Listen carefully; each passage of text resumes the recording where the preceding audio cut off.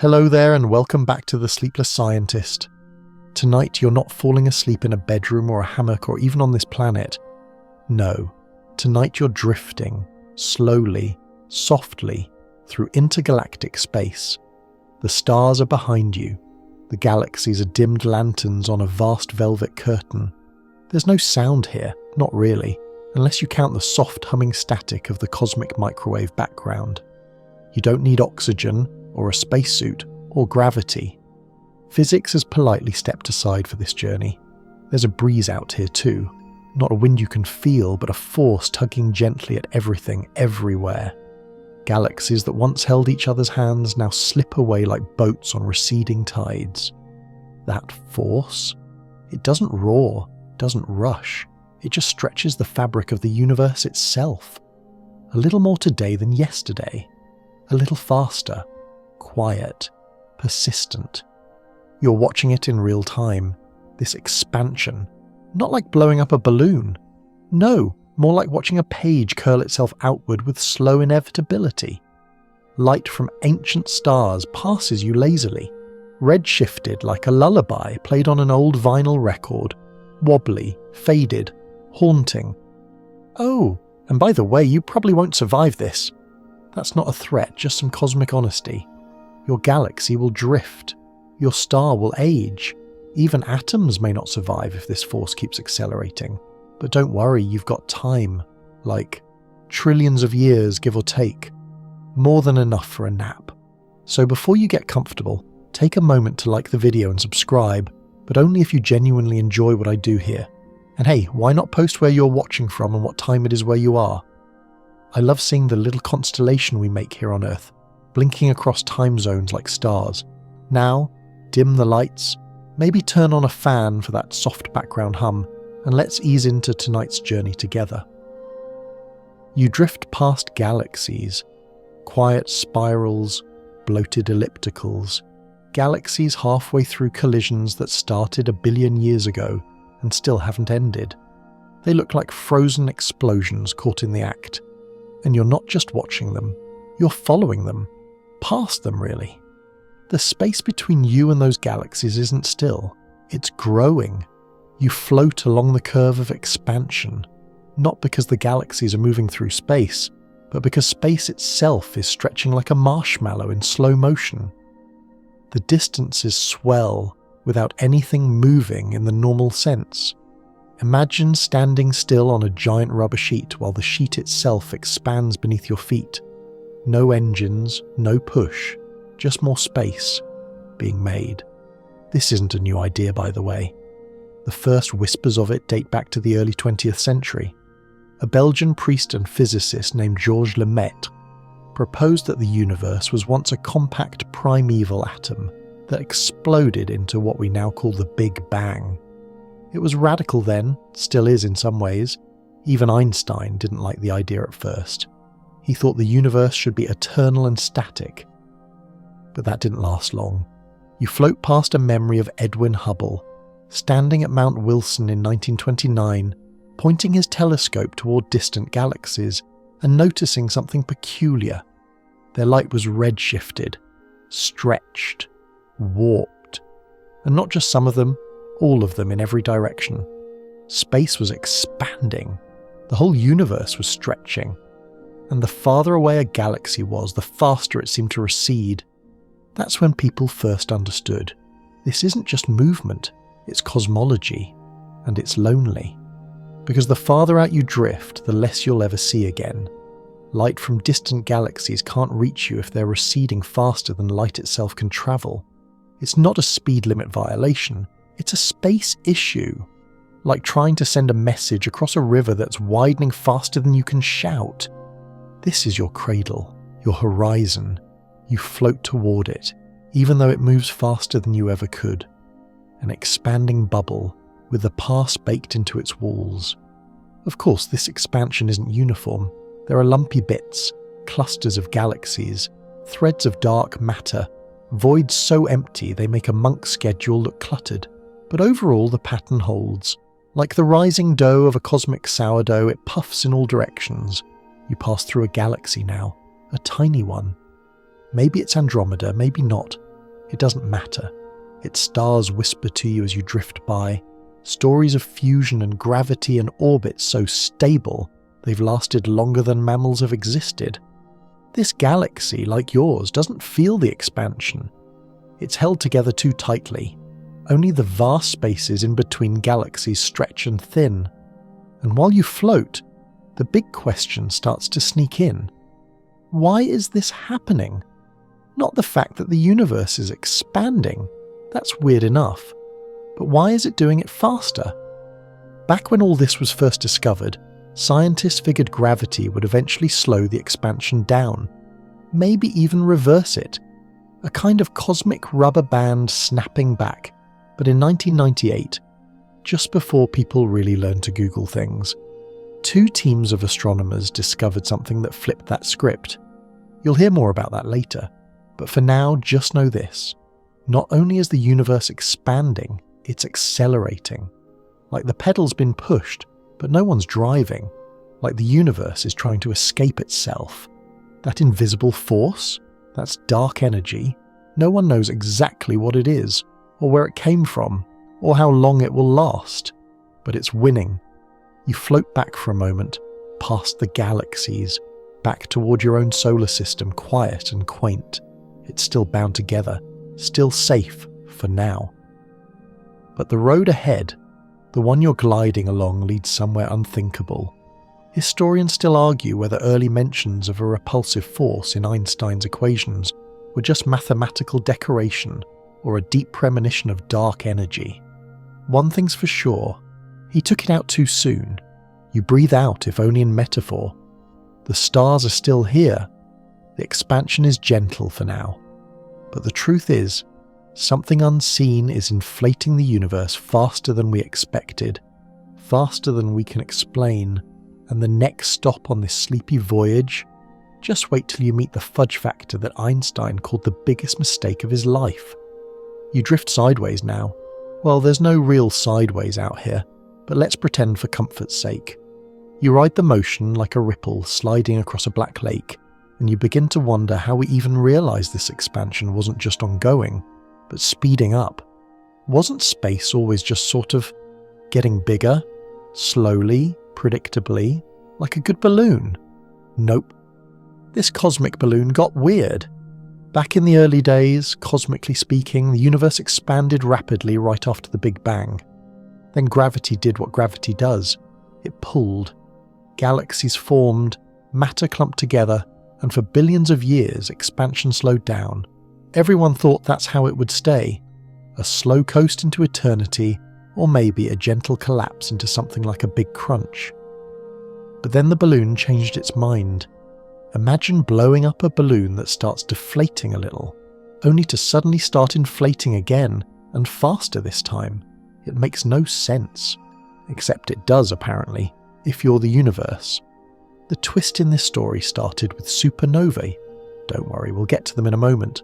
But for now, just picture astronomers squinting at the sky, expecting to see galaxies behaving like polite dinner guests. Instead, they watched them speeding up as if someone had slipped them cosmic espresso. This wasn't in the script, not the Big Bang script, not the expansion script, not the everything is physics script. At this point, we need to detour, gently, back to your friend Albert Einstein. He's lounging somewhere in your memory, his hair always about 3 minutes away from total mutiny. When Einstein first worked out his equations of general relativity, he was annoyed. His math said the universe should be expanding or contracting, but not just sitting there. And at the time, the universe was assumed to be static. So, what did Einstein do? He added a term, a fudge factor. He literally inserted something called the cosmological constant into his equations to balance gravity and keep the universe from expanding or collapsing. It was like giving the universe a gentle pat and saying, "There, stay." Historians still argue whether Einstein really believed in this constant or just used it to preserve the universe's dignity for a few more years. Either way, when Edwin Hubble came along and proved the universe was expanding, Einstein ditched the constant and called it the greatest blunder of my life. But oh Albert, the universe wasn't done with your blunder. Fast forward to the late 1990s. Astronomers using the Hubble Space Telescope and land-based observatories observed Type Ia supernovae, those nice, bright, predictable stellar explosions. They used them as cosmic mile markers, but the light coming from them didn't match the distances they were supposed to be at. These galaxies were farther away than they should have been if the universe had been slowing down. Which meant, surprise, the universe wasn't slowing down at all. It was speeding up, accelerating.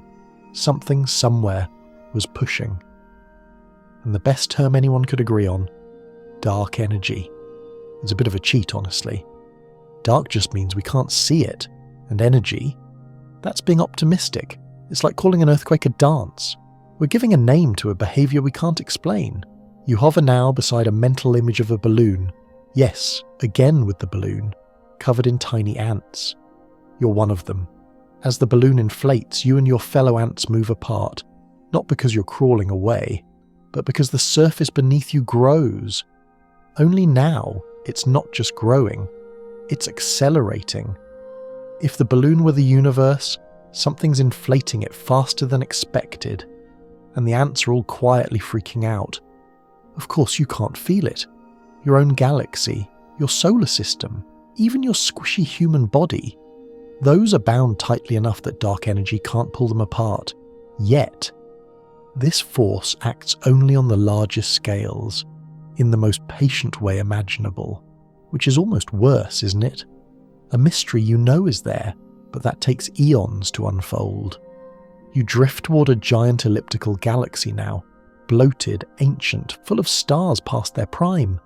Somewhere in its distant light is a clue, maybe. A wobble, a flicker. An echo of the time when this galaxy's light began its journey toward you, billions of years ago. Back then, expansion was already changing speed. Astronomers have tried to chart it, to map how expansion evolved over time. The problem is, we only get to see one version of the universe, this one. We can't compare it to another cosmos where expansion behaves differently, unless we count the multiverse. But you're not ready for that rabbit hole yet. For now, let's stay focused. We know the universe is expanding. We used to think gravity would slow it down. We discovered, much to our discomfort, that it's actually speeding up. And we revived a rejected idea, Einstein's cosmological constant, to try to explain it. Some scientists think Einstein was right after all, just for the wrong reasons. That maybe space itself has an intrinsic energy, a pressure that pushes outward, woven into the very structure of the vacuum. Others argue that calling it a constant is wishful thinking. What if this force changes over time, or acts like a dynamic field, or, brace yourself, isn't a force at all, but a geometric consequence of space-time we simply haven't grasped yet? One quirky theory.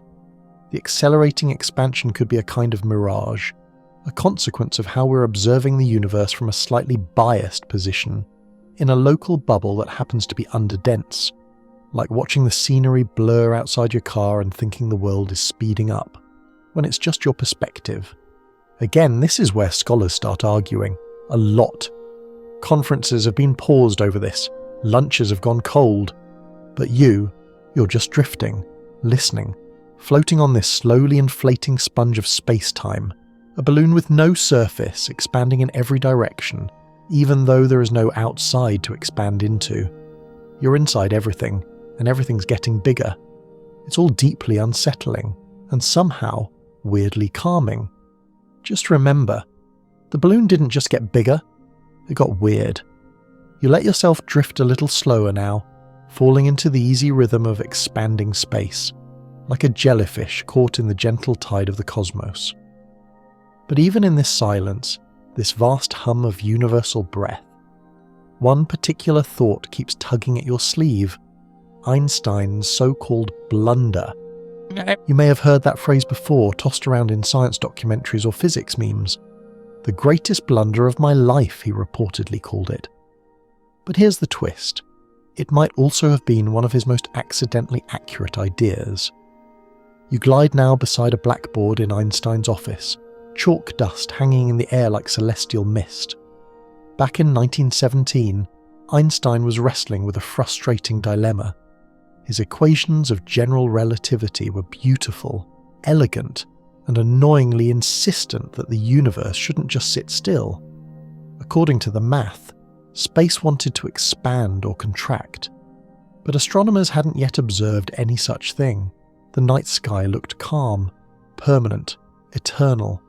So Einstein made a move that was both clever and in hindsight a little desperate. He added a term, lambda, the cosmological constant. A small tweak, almost like whispering a counterforce into the equations, something to keep gravity from pulling everything inward. With this addition, the universe could stay in perfect balance, not expanding, not collapsing, just existing. It was neat, elegant, and completely wrong, because just over a decade later, Edwin Hubble came along with his telescope and found that the universe was expanding. Galaxies were racing away from us like fireworks in reverse. Suddenly, Einstein's balancing act looked unnecessary. Worse, it looked like he'd forced the math to lie. So, in true dramatic fashion, he abandoned the cosmological constant and called it a mistake, possibly while sighing very loudly. Historians still argue whether he actually said those exact words, "greatest blunder of my life," or whether it was a later embellishment. But regardless, the message stuck. The cosmological constant was out. Expansion was in. Except, well, now we're bringing it back. You drift alongside a light wave now, one that left a supernova a few billion years ago and has only just arrived at Earth. As scientists examined that dim glow in the late 1990s, they expected to find signs of deceleration. Gravity should have slowed expansion down over time after all. But instead, the opposite appeared. These exploding stars were too faint, too far away. The universe had expanded more than expected. Cue dramatic pause, and enter the cosmological constant.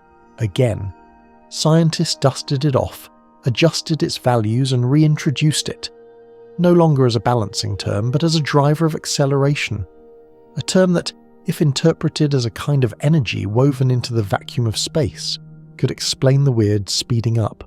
It was the ultimate comeback story. The once rejected term now explained the biggest mystery in cosmology.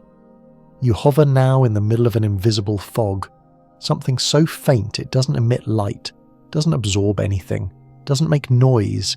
It's everywhere, possibly constant, possibly changing, possibly imaginary. Because here's the uncomfortable part. No one's really sure if the cosmological constant is real. It's a placeholder, a mathematical ghost. Useful, incredibly, understandable, barely. You want an analogy, don't you? All right. Imagine the vacuum of space isn't truly empty. Instead, it's like a soda can full of invisible fizz. The cosmological constant is the pressure of that fizz, not from any real substance, but from the quantum burbling of particles blinking in and out of existence. Virtual particles, antiparticles, little quantum hiccups. And if you add up all that hypothetical quantum fizz, you get way too much. No, really, by some estimates, quantum physics predicts that this vacuum energy should be 10 to the 120 power times stronger than what we observe. That's one followed by 120 zeros. It's the biggest mismatch between theory and observation in all of science.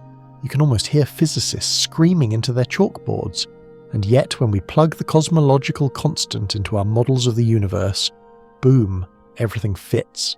The expansion we see, the cosmic microwave background, the large-scale structure of galaxies, it all behaves as if this constant, this dark energy, is real.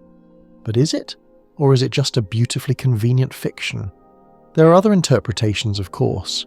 Some scientists think the cosmological constant isn't truly constant, that it might change over time. Others wonder if it's just a crude stand-in for something more complex, like a dynamic scalar field that evolves across space. You'll hear more about that in a few sections when we meet Quintessence. Yes, it sounds like a Marvel villain, and yes, it's just as confusing. For now though, you're caught in the tension between math and mystery, because this constant, this lambda, isn't just a tweak in an equation anymore. It's the force that seems to dominate the fate of the universe. Let's talk numbers gently. If you took all the energy in the universe and divided it into slices like a cosmic pizza, only about 5% would come from stuff you actually recognize: atoms, stars, planets, you. Another 27%? Dark matter, a mysterious gravitational glue we'll get to soon. But the rest, a whopping 68%, that's dark energy. Possibly the cosmological constant, possibly something else entirely. You're made of the minority, a rounding error in the census of existence. Still feeling special? Good. That makes two of us. You drift now past the expanding edge of a memory. Einstein staring out the window, smoking his pipe, equations looping through his brain like dreams. He didn't live to see his blunder become the keystone of modern cosmology, but you're watching it happen, right now, right here, on the tide of a universe pushed apart by something he tried to cancel out. It's poetic, in a cruel sort of way. So here you are, floating through space, carried by a force that might be a constant, or a quantum mirage, or a leftover from an equation Einstein once regretted. Whatever it is, it's pushing everything away from everything else, and the further you drift, the more lonely the universe becomes. You drift now toward a quiet explosion, if such a thing can exist. It happened far away and long ago, but its light still reaches you across time, like a letter postmarked in a different eon. This isn't the fireworks show you might expect from an action movie supernova. No shockwaves, no mushroom cloud, just a flicker in the dark that says, "I'm gone now." That flicker is a Type Ia supernova, and it's here paradoxically to teach you about distance, about speed, about the baffling acceleration of the cosmos itself. Imagine this: a white dwarf, a stellar corpse, the leftover core of a star like our sun, sits quietly in a binary system. It's dead, but it's not quite done. It orbits a companion star and over time siphons matter from it like a greedy ghost. Eventually it hits a limit, about 1.4 times the mass of our sun. That's the Chandrasekhar limit. And yes, it's as fun to say as it sounds. Once it crosses that line, boom, cataclysm. The whole star detonates in a thermonuclear blast so consistent, so reliably bright, it becomes the universe's gold standard measuring stick, a cosmic lighthouse. Astronomers love these explosions because they all shine with nearly the same brightness. If you know how bright something should be, and you see how dim it looks, you can figure out how far away it is. It's just cosmic trigonometry, really. Except in 1998 the numbers didn't add up. You drift now among the data, fields of dots on charts, rising and falling like distant constellations. When astronomers looked at these Type Ia supernovae, they expected to find galaxies that had slowed in their retreat from us. Gravity should have been reeling them back in, however slightly. But instead, the galaxies were farther away than they should have been. Their light was stretched more than expected. These explosions, ancient, perfect, were whispering a truth no one wanted to hear. The universe wasn't just expanding, it was accelerating. Now, this wasn't some fringe discovery buried in a footnote. Two major teams, the Supernova Cosmology Project and the High Z Supernova Search Team, independently found the same bizarre thing. Distant galaxies were racing away faster than gravity could explain. Something had to be pushing them. And thus dark energy entered the cosmic chat. You hover beside the surprise on the faces of the astronomers who first saw it. Like opening a box expecting a kitten and finding a fog machine instead. You thought the universe was slowing down. Nope, it's off to the races, and no one's driving. Here's the spooky part. The farther away the supernova, the older its light, and the clearer the picture of the early universe. So when astronomers mapped supernovae across distances and ages, they weren't just seeing where things were, they were seeing how fast the expansion changed over time. It's like playing back security footage of the universe and realizing the burglar broke in, turned on the lights, and made off with your entire understanding of cosmology. Now you're floating through a forest of ancient light, each supernova a bright leaf on a tree of time. Their combined message: something invisible is acting against gravity. It's not just filling space, it is space. It's dark energy, or the cosmological constant, or a field, or possibly a cosmic prank. Historians still argue whether these supernovae could be misinterpreted. Maybe dust between galaxies is dimming the light. Maybe there's something wrong with the assumption that all Type Ia explosions are identical. But 25 years and hundreds of new observations later, the results still hold. You float now through a slice of Nobel Prize history. In 2011, the leaders of those two supernova teams, Saul Perlmutter, Brian Schmidt and Adam Rees, were awarded for their discovery. The ceremony was elegant and the implications quietly terrifying. They proved that something dominates the cosmos, something we didn't know existed a generation ago, something we still don't understand. Meanwhile, back on Earth, cosmologists adjusted their equations. They didn't like it, but they did it. The universe had changed, and now the math had to catch up. Enter the lambda CDM model, a cosmological framework where lambda, that same cosmological constant Einstein toyed with, represents dark energy, and CDM stands for a cold dark matter. A neat model. Tidy. It works. But tidy doesn't mean true. You're floating in a universe that's governed mostly by things we can't see. We map it with ghost light and broken lighthouses, and we trust that when a white dwarf dies in another galaxy, it tells us something about our own fate. That's science. That's also faith. You drift past another supernova. Its light curves outward like an old-timey phonograph horn, distorted by distance, stretched by expansion. That redshift, that glorious lengthening of light, is your only clue to how far it's travelled and how fast its host galaxy is moving away. These explosions, scattered across time, are the breadcrumbs we follow through the forest of the cosmos. And here's your quirky fact for tonight. One of the brightest supernovae ever recorded, SN 1006, was so bright it could be seen during the daytime. People in the year 1006 thought it was a new star. In China, Japan, the Middle East, even Europe, astronomers and poets alike scribbled about it in awe and confusion. They had no idea it was a white dwarf collapsing into brightness, and even less that someday, events like it would change our understanding of the entire universe. You glance back now over your shoulder, figuratively of course, at the hundreds of galaxies you've passed. Each one contains billions of stars. Each star has its own drama. A few, if you're lucky, end their lives with a flash that illuminates the very nature of space itself. That's what you're really drifting through. Not just space, but a map made of star deaths.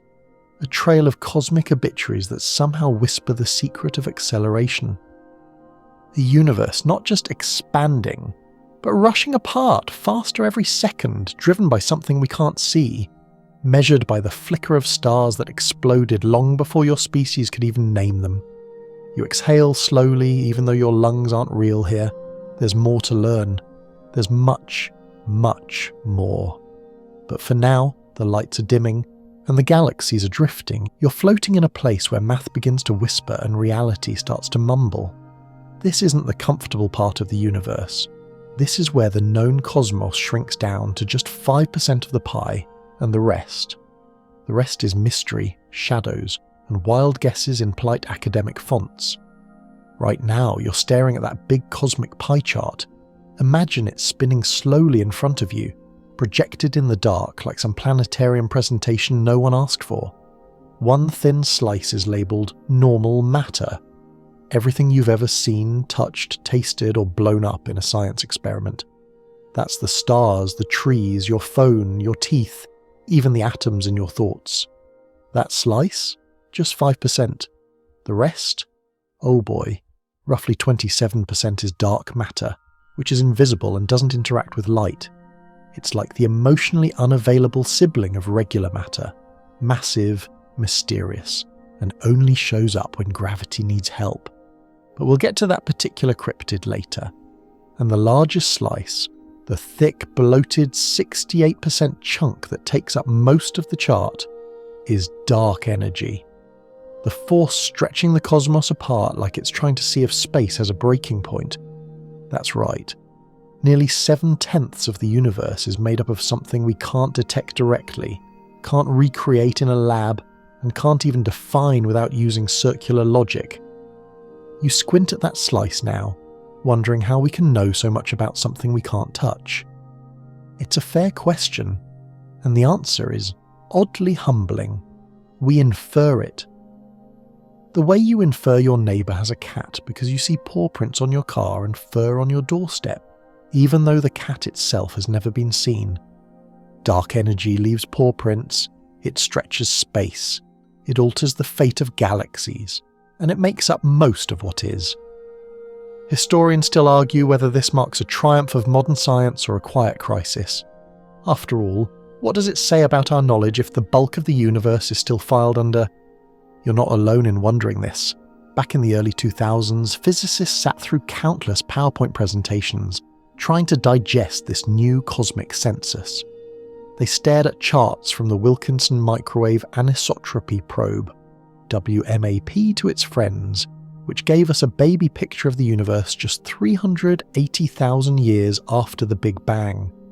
In that photo, the temperature ripples across the sky, tiny fluctuations in the glow of the cosmic microwave background, tell a story of a universe that only makes sense if dark energy exists. If it doesn't, the numbers fall apart like a badly made IKEA shelf, so the data fits. But the explanation, still wobbly. You float through equations now, gentle looping scripts that try to express the unseeable. Most are variations on Einstein's field equations, now bloated with extra terms to account for this dark energy. The lambda CDM model, the so-called standard model of cosmology, plugs dark energy in as if it were just another ingredient like salt in soup. But no one knows where the salt comes from, or if it even is salt. One physicist once joked that we've built an elegant theoretical mansion on a foundation of quicksand, and yet it works, for now. You glide now into a thought experiment. What if we've misunderstood the universe entirely? What if this idea of dark energy is just a patch? Like medieval astronomers insisting planets moved in circles, then adding epicycles when the math didn't work. Maybe the expansion isn't due to energy in space, but to something deeper. A curvature, a higher dimensional geometry, a cosmic prank. We just don't know yet. Here's a weird tidbit for your dreams tonight. There's a theory that the universe might be filled with a network of topological defects, like cosmic strings or domain walls, that formed during early phase transitions in the universe. These hypothetical structures could, in principle, create effects that look like accelerated expansion. But there's no evidence for that. At least, not yet. You pass a mental post-it note now, one that says, "Science moves forward by explaining more with less. But dark energy requires us to explain less with more." Even the name, dark energy, is a placeholder. It tells us what it isn't, not what it is. It's not light. It's not normal matter. It's not gravity. It's a label we've pinned to a set of behaviours, space expanding, galaxies fleeing, time bending in directions we hadn't planned for. And yet, every time a new satellite maps the sky, or a new telescope measures the redshift of distant galaxies, the evidence gets stronger. Dark energy is doing something. It's real in the way wind is real. You may not see it directly, but you see the trees bend. But here's the unnerving truth. We don't know if it's constant. It might change. It might intensify. It might fade. If it's a constant, like Einstein's cosmological constant, the universe will expand forever at a steady rate. Chill, predictable, cold. But if it's something else, say, a dynamic field that changes over time, the universe's future gets weirder. It might expand faster and faster until galaxies, stars, planets, even atoms are ripped apart in a finale called the Big Rip. You'll meet that horror show in a later section. Don't worry, we'll ease you into it. Right now, just let yourself float in the calm before the metaphysical storm.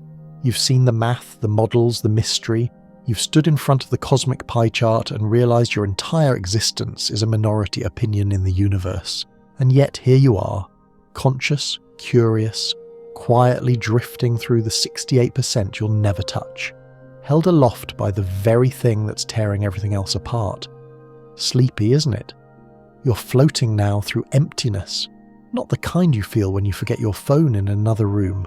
No, this is cosmic emptiness, the vacuum of space. But here's the twist that nudges at your eyebrows and makes physicists wake up sweating at 3 a.m. The vacuum isn't actually empty, that's right. You're adrift in what looks like nothing, but it isn't.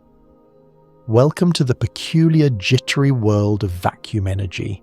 To the untrained eye, and let's be honest, even to the trained one, space looks pretty dull. A big black ocean with a few bright islands scattered across it. But zoom in, and quantum mechanics has a meltdown. You see, even empty space is never truly still.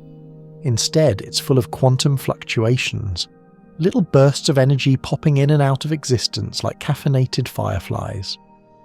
Particles and antiparticles spontaneously appear, borrow energy from the vacuum, and vanish again before the universe can charge interest. They're called virtual particles, and they live fast, die young, and leave behind a theoretical mess. The vacuum teems with this activity, even at absolute zero. It's like staring at a perfectly still pond, then realizing it's actually boiling under a microscope. So what does this have to do with dark energy? Well, here's where things get weird. The energy from these fluctuations doesn't just vanish. According to some versions of quantum field theory, all this jittery nonsense contributes to the vacuum energy density of space. And guess what? That energy, though invisible and undetectable in a direct sense, could act like a force, an outward pressure that makes space itself expand. In theory, this could explain dark energy, but here's the kicker. When physicists tried to calculate how much energy all those quantum jitters should add up to, the result was catastrophic. They expected a number that would nicely match observations, just enough to explain the gentle acceleration of the universe's expansion. What they got was a value that was, depending on the approach, 10 to the power of 60 to 10 to the power of 120 times too big. Imagine trying to estimate how many jelly beans are in a jar, and your guess is the number of atoms in the universe. That's how far off the calculation is. It's been called the worst prediction in the history of physics. Like literally. Historians still argue whether this mismatch means we've misunderstood quantum field theory, misinterpreted Einstein's equations, or simply stumbled into the limits of human understanding. But the gap remains, yawning and humiliating. You float past this mismatch now, a chasm in the mind, a glitch in the grand equation. Somewhere in there is the answer, but no one knows if it's in the math, the assumptions, or something bigger we haven't even imagined yet. Let's try a metaphor. Picture the vacuum of space as a mattress. You lie down expecting softness and silence, but instead, you realize the mattress is quietly vibrating, buzzing with tiny invisible springs going off at random intervals. These springs represent the quantum fluctuations, and when you try to measure the net push they provide, the collective force of all these bounces, you expect a light pressure.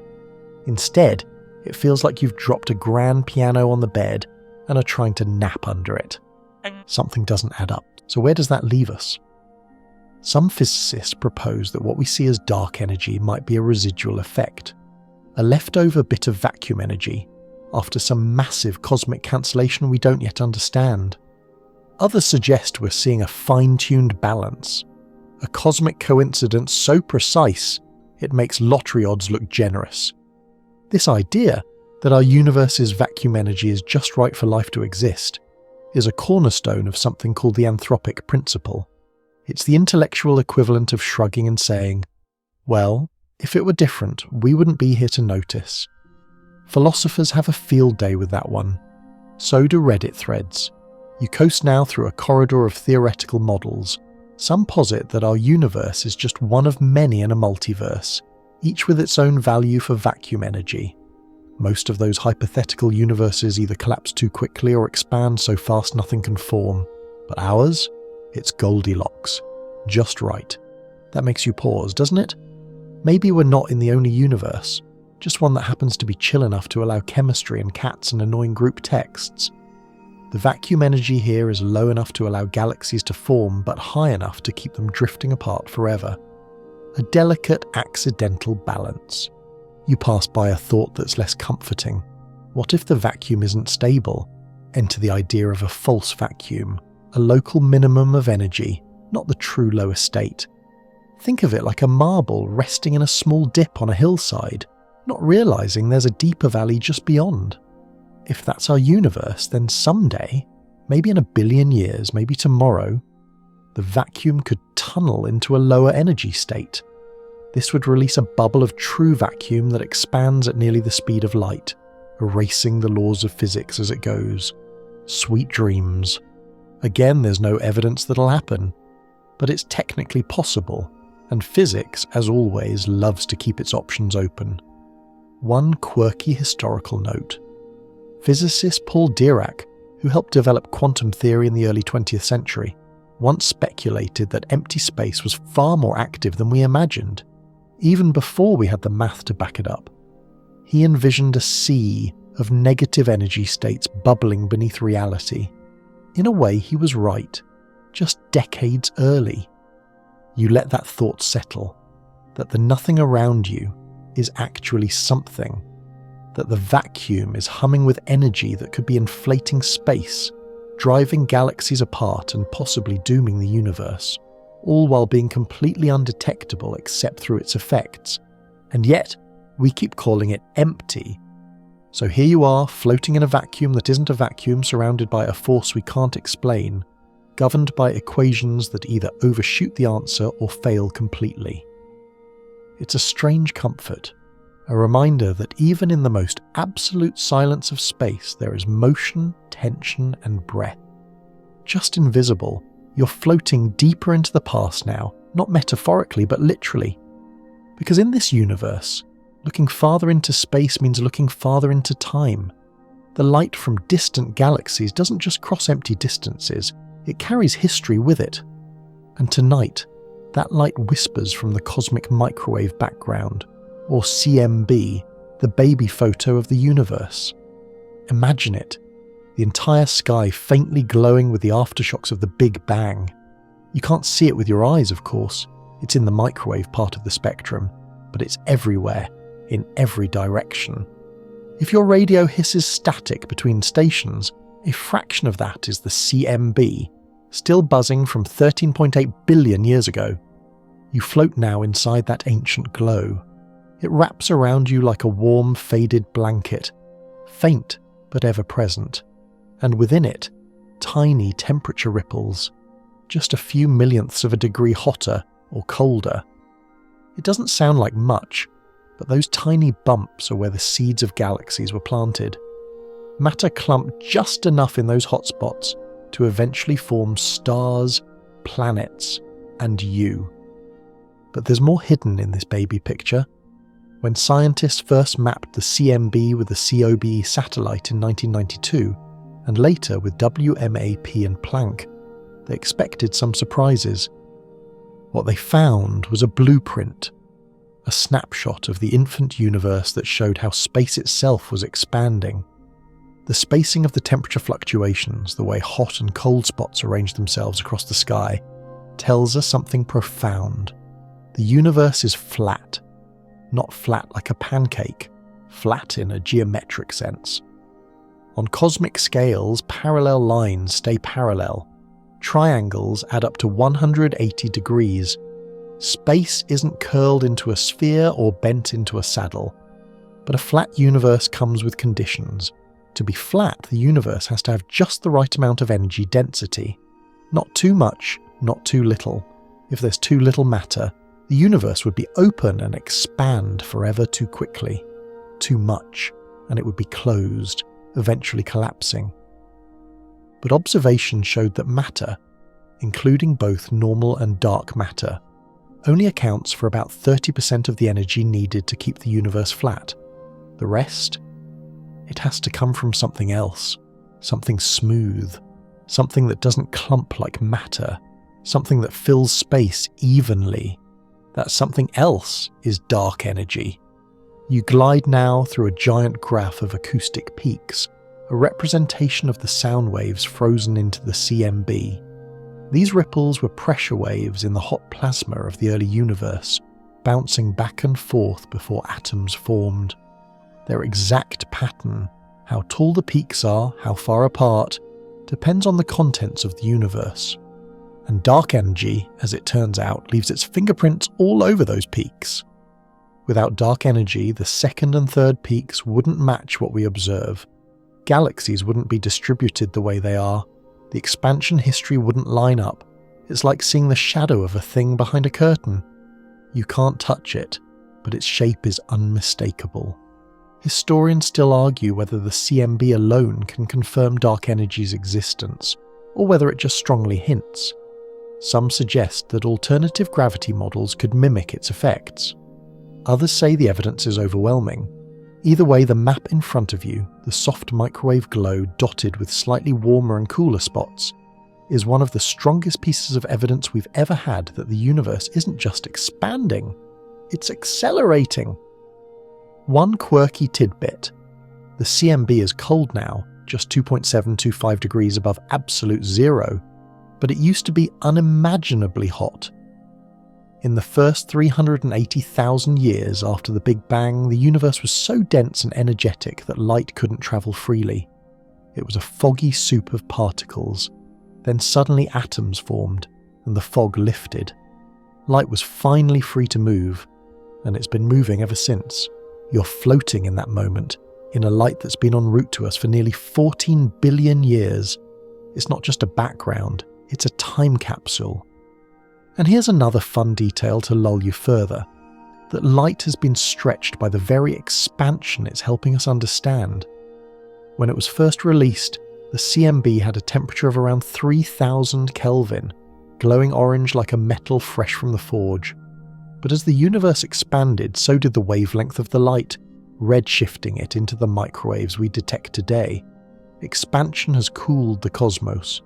So in a very poetic twist, the thing we use to understand dark energy, the CMB, is also a victim of it. Its glow has dimmed, its wavelengths have stretched. It too has been pulled apart by the very mystery it reveals. You swirl gently now inside that glow among the acoustic fossils of the universe's earliest moments.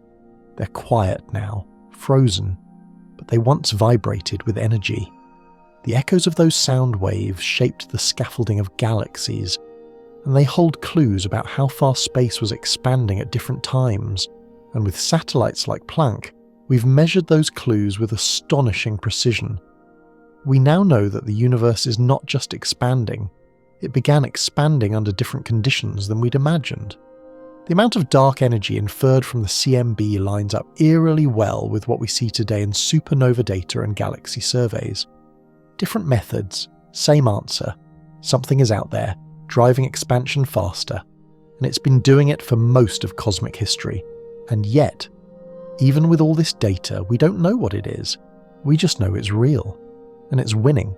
So you float on through the cooling echo of the Big Bang, comforted or maybe unnerved by the realization that the most ancient light in the universe agrees with the most violent supernova. Something strange is pushing space apart. You're just along for the ride. You drift now through time more than space, like a feather caught on a wind that started long before your galaxy even formed. Everything around you, galaxies, clusters, filaments of matter stretched across billions of light years, is slowly, inevitably shifting apart. Expansion is no longer a theory, it's your environment. but you begin to wonder, where is this going? You turn your gaze not backward into ancient light, but forward into the future of the universe. Because dark energy doesn't just shape the past, it writes the ending. You've probably heard about the Big Bang, maybe even the Big Crunch, where gravity someday overpowers expansion and everything collapses back in on itself like a cosmic reverse burp. That was once the leading theory. It had a certain poetic symmetry. Universe begins, universe ends. Bang and boom. But dark energy threw that script into the fireplace. Now we know that expansion isn't slowing, it's speeding up. That's like throwing a ball into the air and watching it accelerate upward instead of falling back down. Gravity isn't in charge anymore, something else is. So what happens when the universe keeps expanding faster and faster forever? That's where things get stretchy. You're floating now into a future most people will never see. Not because it's hidden, but because it's unimaginably far away. 1 trillion years from now, the night sky may be completely dark to any life that still exists. Galaxies will have drifted so far apart that their light no longer reaches each other. The stars we use as cosmic landmarks today will be long gone, their remnants scattered across the silence. In this far future, even the cosmic microwave background, that baby photo of the universe, will fade into undetectability. Its temperature, once a warm glow, will approach absolute zero. The last whisper of the Big Bang, gone. But the expansion continues. Right now it's accelerating gently. The current rate of acceleration, driven by dark energy, if it stays constant, means galaxies will keep moving away from each other faster and faster. Already, distant galaxies are receding at speeds approaching the speed of light. Someday, even the closest galaxy clusters will disappear from view, slipping past our cosmic event horizon. Not because they're moving faster than light in a traditional sense, but because the space between us and them is expanding too quickly for their light to ever reach us. You float toward that event horizon now. It's not a wall, it's not even a place. It's a boundary in time, the edge of what will ever be observable from here. Beyond that, light may be emitted but we'll never see it. It's like watching someone walk into fog, only they never come back. Historians still argue whether this cosmic isolation is a problem for future scientists, or simply a lonely inevitability. As the universe ages, its past becomes more knowable than its present. What a strange twist. We may know more about the ancient cosmos than the one unfolding just beyond our reach. And there's more. If dark energy is not constant, if it evolves, grows, or changes character over time, then the universe's endgame becomes even more bizarre. Some theories suggest dark energy could eventually overwhelm everything, not just galactic clusters, not just galaxies, but stars, planets, molecules, just even atomic structure itself. This is the nightmare scenario known as the Big Rip. We'll get to its dramatic details later, but for now, just imagine this. Dark energy doesn't just push galaxies apart. It begins to pull solar systems apart, then planets from their orbits, then matter from itself. In the final moments, atoms tear apart. Reality ends, not in fire or ice, but in isolation, every particle alone, forever. But don't worry, that's only if dark energy grows stronger over time. For now, most models suggest something gentler. Eternal expansion. You float now through the ultimate entropy machine. Over trillions of years, stars die out. White dwarfs cool. Black holes evaporate through Hawking radiation. Matter becomes rarer. Light becomes redder. Everything stretches and thins. The universe fades, not with a bang, but with a yawn. Some call it the heat death of the universe, a slow drift into maximum entropy, where no usable energy remains, and all thermodynamic processes cease. No stars, no chemistry, just quiet. In this scenario, dark energy has the last laugh. It keeps pushing, even when there's nothing left to push. Here's a quirky thought. In this distant, fading cosmos, even time begins to lose meaning.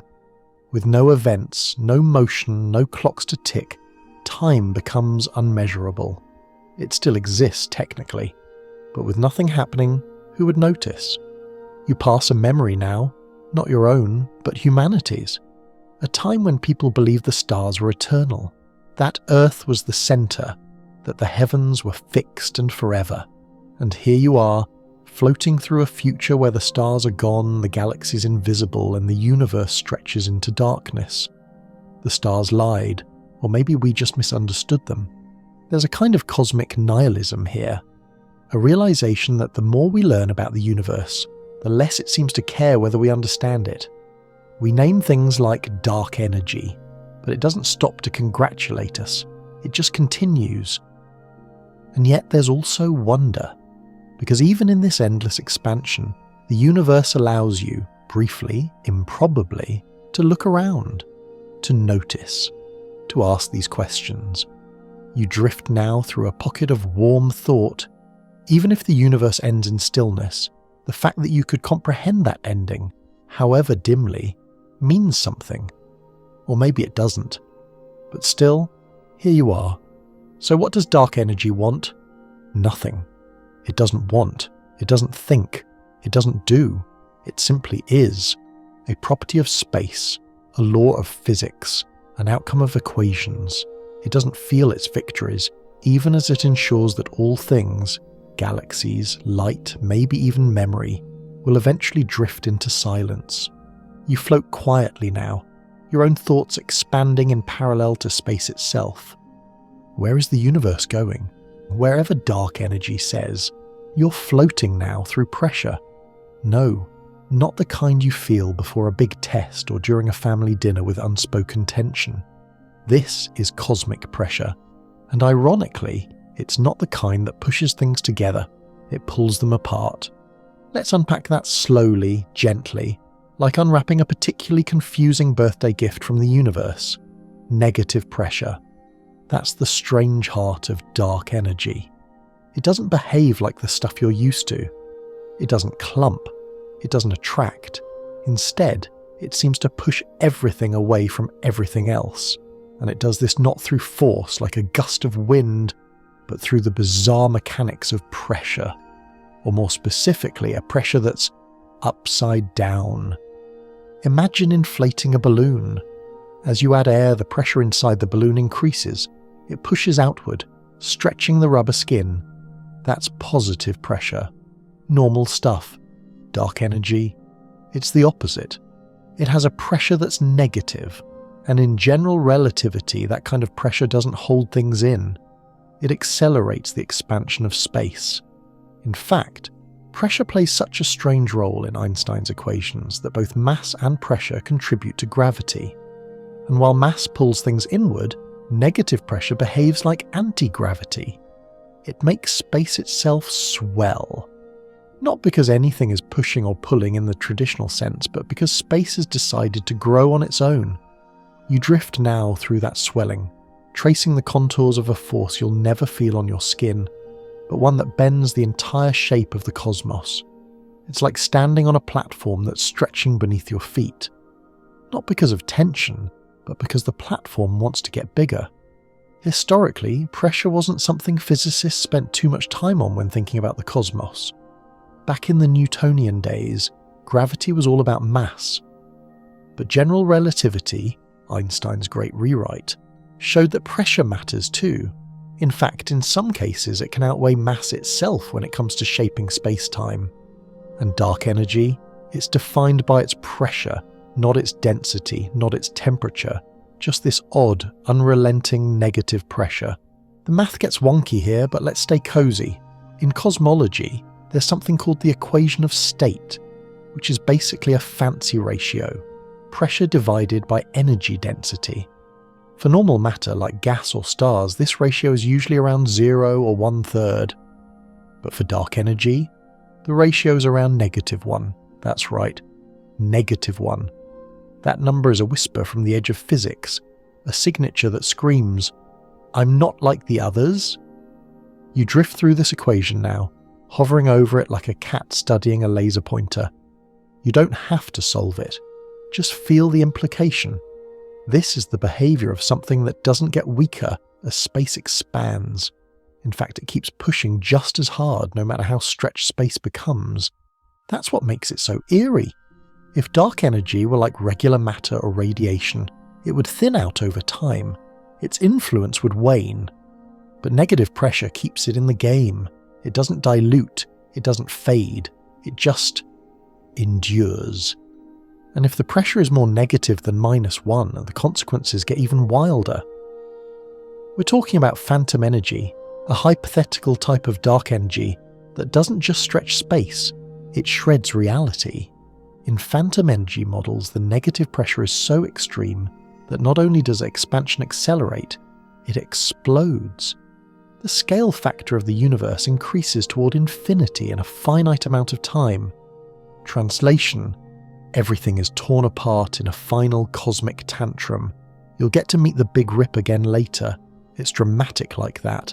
But even at -1, the implications are enough to make your atoms feel insecure. Space expands, galaxies flee, the observable universe shrinks, and all of it, because pressure has turned traitor. One quirky fact: there are materials on Earth that in certain conditions display forms of negative pressure, like stretched rubber bands or exotic states of matter under compression. But none of them compare to dark energy's commitment to the bit. It's negative pressure on a cosmic scale baked into the geometry of space-time itself. Historians still argue whether this pressure is truly a physical property or simply a convenient mathematical description. Is it a real thing, pushing outward? Or is it just how general relativity happens to look when applied to a universe with a cosmological constant? Either way, the results are the same. The cosmos grows and we get lonelier.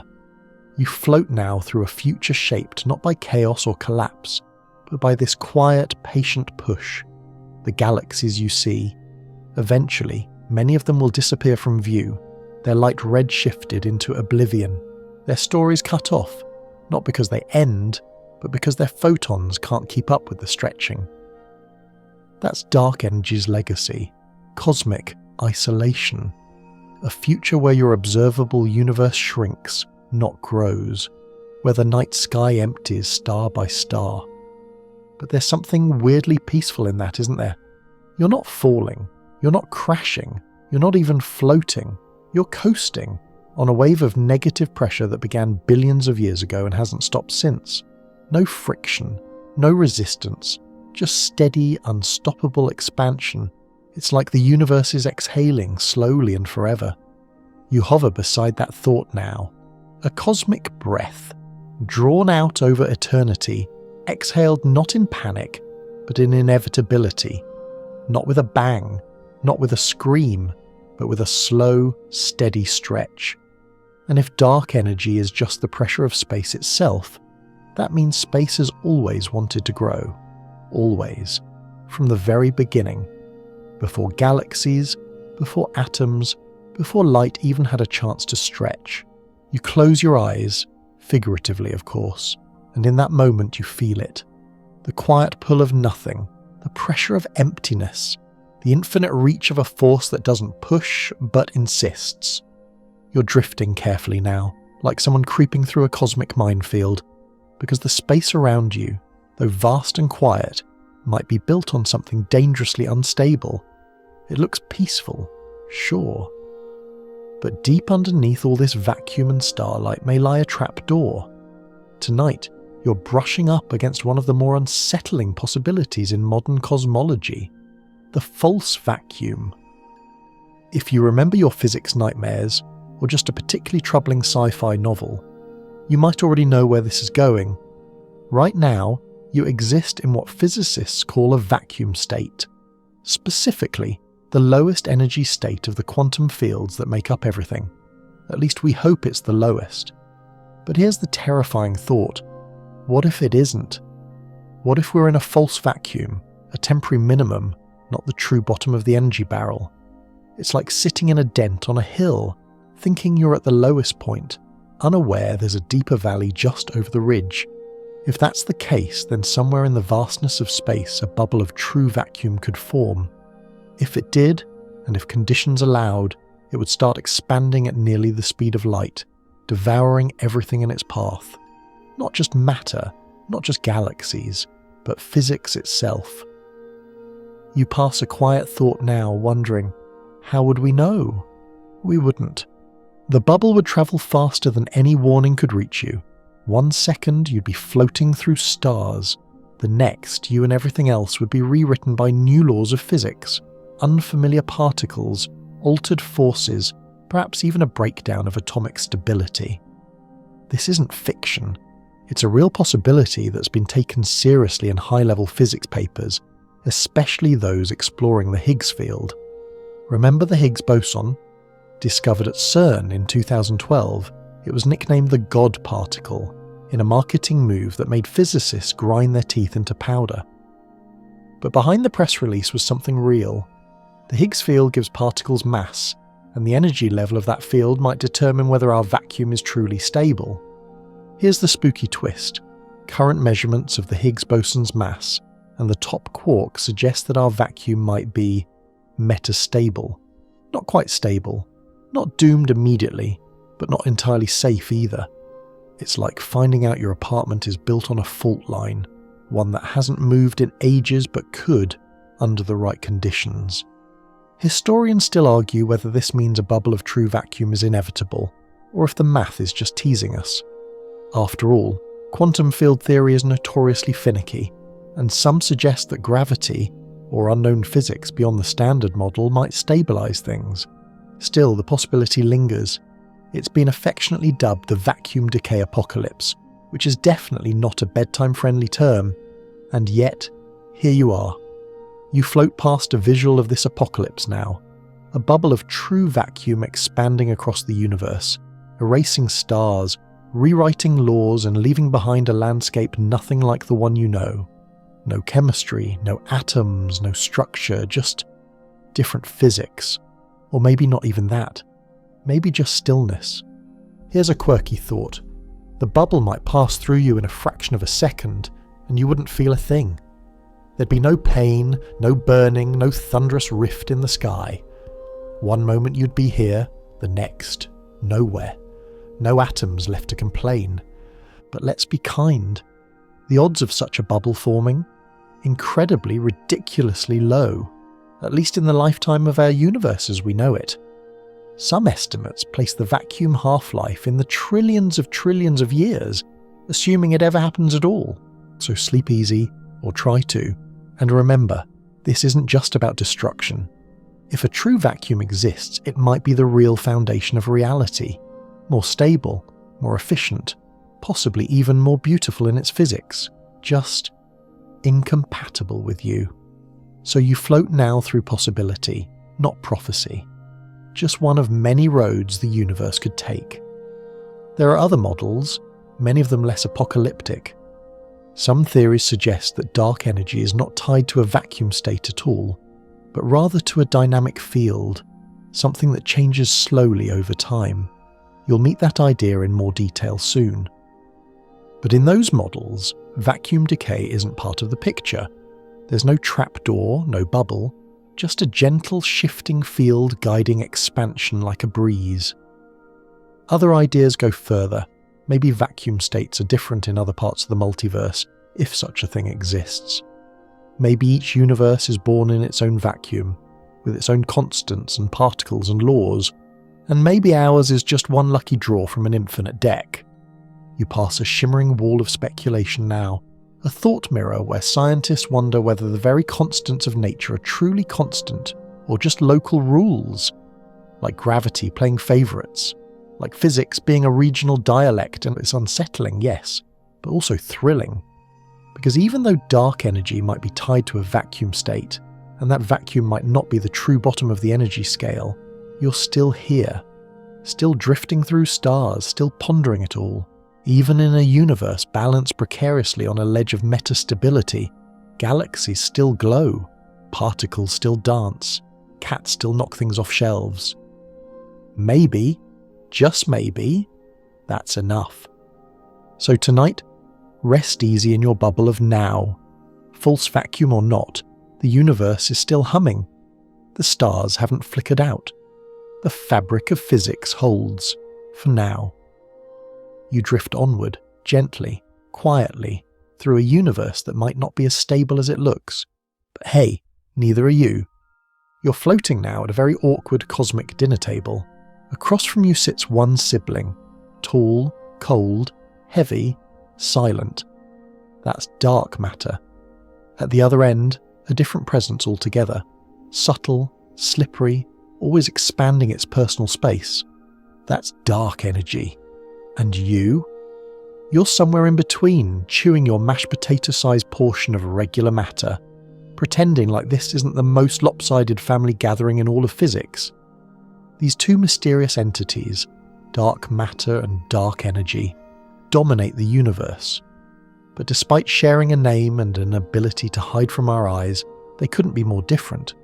And tonight, you're gliding right between them, like a cosmic referee in a match that's more silent Cold War than thunderous clash. Let's rewind for just a second. Dark matter was the first to enter the scene. Back in the 1930s, Swiss astronomer Fritz Zwicky noticed something strange. Galaxies in the Coma cluster were moving way too fast. According to the visible mass, they should have flown apart like ungraceful figure skaters, but they didn't. Something invisible was keeping them tethered.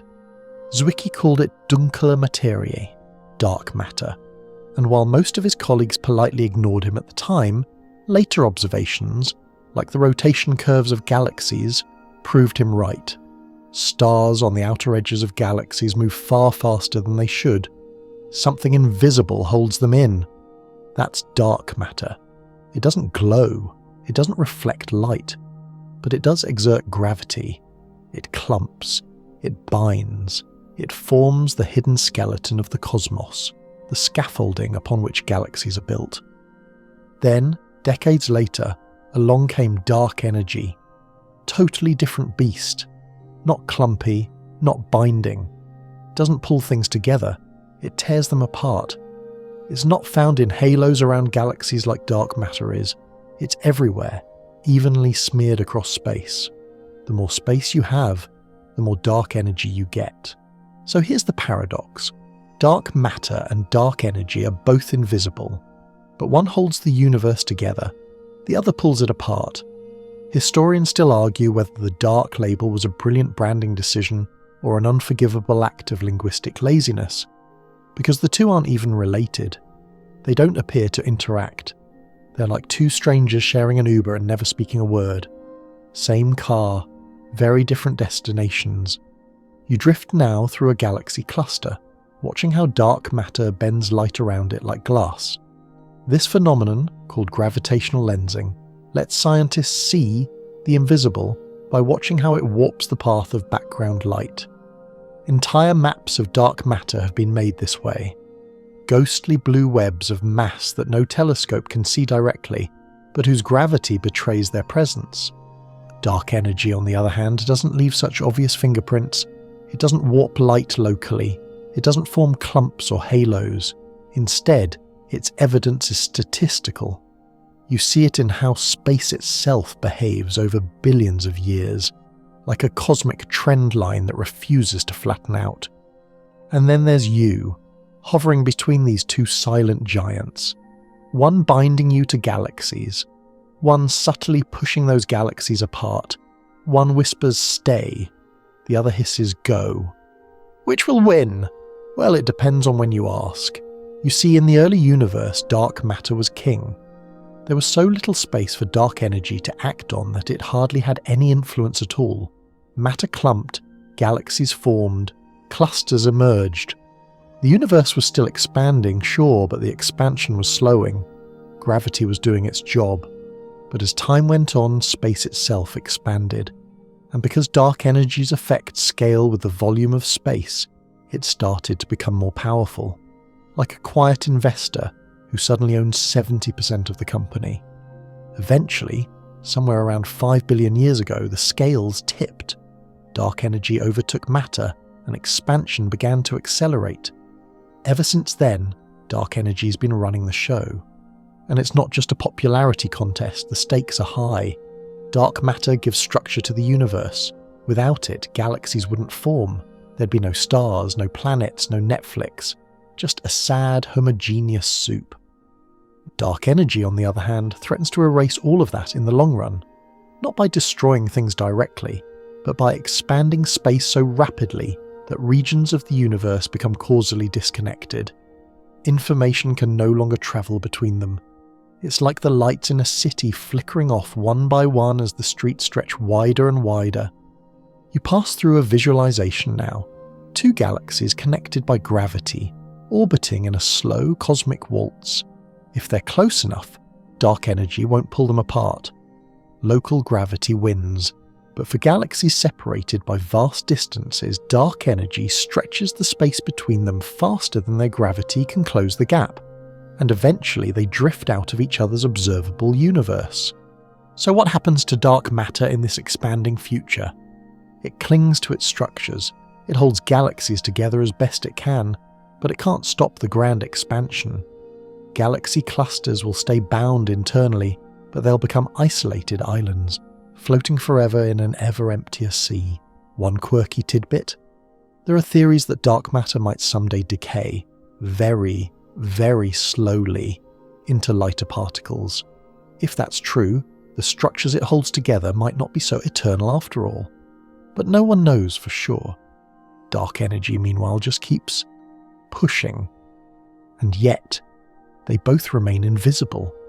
We've never detected a dark matter particle directly, despite decades of experiments.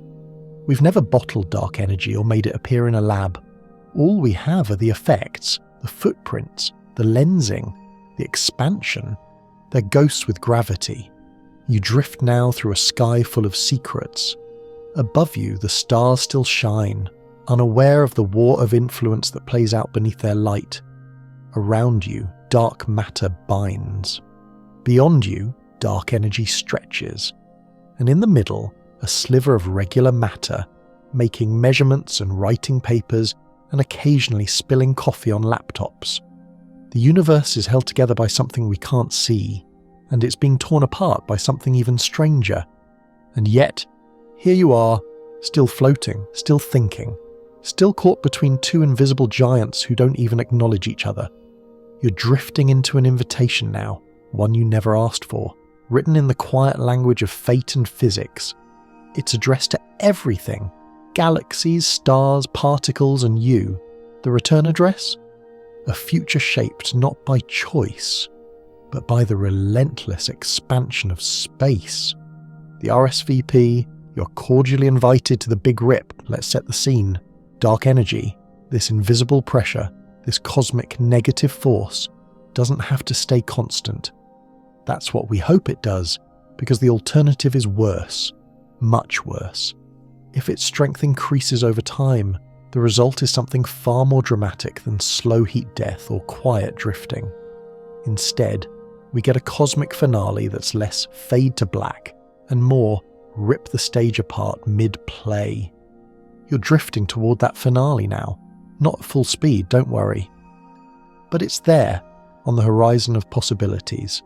A scenario in which dark energy, specifically of the phantom energy variety, the kind with an equation of state parameter W less than 1, grows stronger over time, not just constant, not just powerful, but escalating. This turns dark energy from a silent background actor into a cosmic wrecking ball. And once phantom energy is in charge, nothing is safe. Not galaxies, not stars, not atoms. The sequence? Oh, it's quite orderly. First, distant galaxies disappear. The expansion accelerates to the point where light from them can no longer reach us. Same as in our current understanding, just faster and more aggressive. It's like your cosmic address book suddenly starts deleting contacts. Goodbye Andromeda, goodbye Virgo cluster. Then, galaxy clusters themselves are pulled apart. The gravity holding them together is no match for the expanding space wedging between them. These aren't collisions, there's no noise, just separation, like ice floes drifting apart on a sea that won't stop swelling. Then it gets personal. Galaxies begin to unspool. Stars that once orbited in stable patterns are yanked loose as the phantom energy becomes stronger than the galaxy's own binding gravity. Spiral arms come undone. The Milky Way becomes a memory. Your solar system isn't safe either. At a certain point, not billions of years before the end, but maybe mere months, the gravitational bond between the Sun and its planets is overwhelmed. Earth's orbit stretches until it's gone, like a tether snapped in the wind. A few hours before the final curtain, the Earth itself is torn apart. Not by explosion, not by collision, but by expansion. The gravitational pull holding the planet together can no longer compete. The rock fractures. Oceans unspool. The atmosphere is lost to space. In the final seconds, atoms come apart. The electromagnetic force that binds electrons to nuclei is no match for the universe's last tantrum. Molecules disintegrate. Nuclei crack. Quarks are left hanging in expanding emptiness. Time ends with everything, ripped into fundamental particles, themselves cast into isolation. Not even light can bridge the gaps between them. Nothing can form, nothing can touch, not even decay. It's not heat death, it's not entropy, it's not even silence and it's disconnection. You float now inside the idea of this timeline. You're not living it, just imagining it, for now. The Big Rip, if it happens at all, is far in the future. Estimates vary depending on the strength of the phantom energy. Some say it could happen in 22 billion years, others place it closer or push it impossibly far, but the math, chillingly, does allow for it. Historians still argue whether phantom energy is even physically possible. It violates the null energy condition, a rule in general relativity that most physics likes to obey. Violating it means stepping into bizarre territory, negative kinetic energy, weird causality, maybe even time travel paradoxes. Some say it's absurd, others say nature doesn't care what humans find comfortable, but there's still debate. We haven't measured dark energy's W value precisely enough. All current data suggest it's very close to -1, possibly exactly -1, which aligns with a cosmological constant. But if it turns out to be even a little less than -1, the Big Rip becomes a serious possibility. You drift past a comically small note stuck to the wall of the cosmos. Please confirm attendance, bring your own space-time. And it's not just theory. Cosmologists run simulations, grids of data expanding under phantom energy conditions, to explore what the universe might look like as it rips itself apart. These are mathematical horror movies, beautiful in their logic, merciless in their endings. One quirky bit. If the Big Rip is real, no observer could detect it coming in time to escape it, because time itself would distort so severely in the final moments that even trying to act would be meaningless. You'd be slowing down as the universe sped up. It's the cosmic version of trying to run during an earthquake while the ground crumbles behind you. But remember, this is just one scenario, a possibility, not a prediction. Many cosmologists still think the universe's expansion will stabilize, that the dark energy constant is in fact constant, that the universe will expand forever, but gently, quietly, without tearing itself to pieces. Still, the Big Rip sits in the gallery of possible futures, framed in equations and silence. It might be our fate, it might not. But it's there, waiting politely with a name tag and a sharp edge. You float back now, away from that far terrible moment, back to your galaxy, still intact, your atoms still bound, your thoughts still buzzing within the soft constraints of known physics. There's still time, plenty of time, but the invitation has been sent, and the RSVP, it's written in the stars. You float now in a space filled with names, glorious, theatrical, unnecessarily poetic names, and all of them are trying to answer one simple question. What exactly is dark energy? So far you've heard that it might be a cosmological constant, just a fixed number Einstein scribbled in, shrugged at, and then regretted. But that's not the only theory on the cosmic menu. No, tonight, You're drifting through a buffet of bold ideas, speculative physics, and more dramatic terminology than a Marvel character origin arc. First up, quintessence. Yes, it sounds like the final boss in a fantasy RPG or maybe an expensive cologne, but in cosmology, quintessence refers to a dynamic field, a kind of energy that changes over time and space, unlike the cosmological constant, which just is.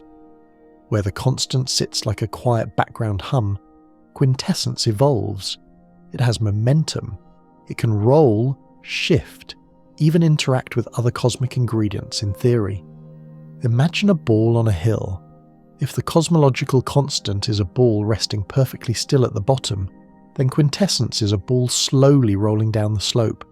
It still causes space to expand, but the strength of that expansion depends on where the ball is and how fast it's moving. Some models even suggest the ball might eventually stop, meaning the expansion of the universe could slow or even reverse. Others say it could accelerate wildly, Big Rip style. In this way, quintessence introduces something that dark energy theories usually lack: drama. You float now beside a simulation of such a field, sine waves and energy densities flowing across space-time, warping and weaving as if the universe was some kind of breathing organism. In some models, quintessence interacts only with gravity. In others, it might connect subtly with dark matter, or even the Higgs field, changing behaviour over time. It's all very theoretical. We haven't found a single particle associated with it. But it's a juicy idea, because it opens the door to something physicists love deeply: variability. If dark energy isn't just a number, but a thing, something that can move, decay, evolve, then maybe, just maybe, we'll figure out where it came from. Historians still argue whether the entire dark energy as a field idea is just a placeholder, a story we tell ourselves until better data arrives. But the math works, and for now, that's enough. Now let's go darker. Enter phantom energy. You remember it from our last date with the Big Rip, but now you see it for what it is: a specific, sinister flavour of quintessence. Where normal dark energy has an equation of state parameter equal to -1, phantom energy dips below that threshold. Viewed less than -1 means expansion that doesn't just accelerate, it super-accelerates. This is where things get strange, even by cosmic standards. Phantom energy violates fundamental principles like the null energy condition. It suggests the total energy of a system could become negative. It allows for phenomena like traversable wormholes or time loops, and not in the fun Groundhog Day way, but in the oops, causality just broke kind of way. Most physicists are deeply suspicious of it, but the data hasn't ruled it out. Not yet. Floating now past those unsettling equations, you pass another theoretical contender, the K-essence field. It's a cousin of quintessence, but with a more complicated kinetic term. Basically, instead of energy coming just from the potential, the shape of the hill, it also depends heavily on how fast the field moves. It's like quintessence with mood swings. Then there are chameleon fields, fields that change their properties depending on the environment. In regions of high matter density like Earth, they might be undetectable, but out in the void, they could behave like dark energy. It's an elegant attempt to explain why we don't detect dark energy locally, but do see its effects on cosmic scales. One quirky theory, the Chaplygin gas. It sounds like something you shouldn't inhale, but in physics, it's a hypothetical substance that behaves both like dark energy and dark matter, depending on the conditions. Like a cosmic shapeshifter. It shows up in string theory contexts and certain brain world models, where our universe is a membrane floating in higher dimensional space. Speaking of strings, there are also ideas that dark energy might emerge from the compactification of extra dimensions in string theory, or that it's a manifestation of a multiverse effect, like we're seeing dark energy not as a force, but as the shadow of something happening across other dimensions. Again, you float through speculation, equations etched into cosmic walls like graffiti. Some beautiful, some terrifying, all desperately incomplete. And here's the kicker. Every one of these theories fits the current data. Because the data, precise as it is, isn't enough to distinguish between a constant and a dynamic field. We know that something is accelerating the universe, but we don't yet know if it's doing so passively or actively. So we name things, we sculpt ideas from math, we give them dramatic titles and hypothesize entire universes around them.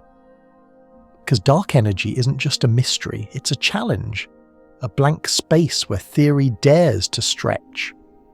You float now through a strange irony. The more we try to describe dark energy, the more versions of it we create. Constants, fields, fluids, forces, fictions. It could be that dark energy is just a placeholder for something more fundamental we haven't discovered yet. Maybe we're barking up the wrong quantum tree entirely. Maybe it's not a thing, but a side effect of how we're interpreting gravity on large scales. Some theories suggest gravity itself changes with distance, so-called modified gravity models, and what we think is dark energy is really just an illusion. But that's a story for later. For now, you continue your drift through this conceptual zoo. Quintessence, phantom, K-essence, chameleons, Chaplygin gases, all of them trying to explain why space won't stop stretching. The truth? We don't know, but the names are nice. You float now through a landscape of chalkboards. Some are clean, waiting, full of promise. Others are absolutely devastated, covered in half-erased equations, smeared fingerprints, and quiet desperation. This is where dark energy comes to break the hearts of physicists. Tonight, you've entered the panic room of modern physics. Because while dark energy might have a poetic name and a soothing effect on galaxy spacing, it also breaks things. Big things. Like our most trusted theories. For a field that nobody's ever touched or seen, it sure has a gift for making physicists question every assumption they've ever had. Start with general relativity, Einstein's masterpiece, the crown jewel of 20th century physics. It works beautifully on the scale of planets, stars, even galaxies, predicts black holes, gravitational waves, the bending of light. But it wasn't designed to account for a universe speeding up for no clear reason. Einstein included the cosmological constant originally to prevent the universe from expanding or contracting. Now, that same term is being used to explain runaway acceleration. Poetic irony? Sure. But also a sign that maybe we're using a theory for something it wasn't fully built to describe. Then there's quantum field theory, our best description of particles and forces. It's the language of the Standard Model, which explains how electrons behave, how quarks combine, how the Higgs boson gives mass. And yet, when quantum field theory tries to calculate how much energy is in empty space, the vacuum energy, it gives us an answer that's off by 120 orders of magnitude. That's not just a wrong answer, that's a "why is your coffee maker summoning demons" level of wrong answer. Historians still argue whether this represents the greatest theoretical failure in all of physics, or if it's just a signpost pointing toward deeper truths. Maybe we're adding the wrong kinds of energy. Maybe gravity doesn't couple to vacuum energy the way we think. Or maybe the entire framework needs revision. You drift gently through this theoretical tension, like a sleepy ghost haunting a faculty meeting where no one slept in days. One possibility, that dark energy is a symptom of an incomplete theory of gravity. Perhaps general relativity breaks down over large distances.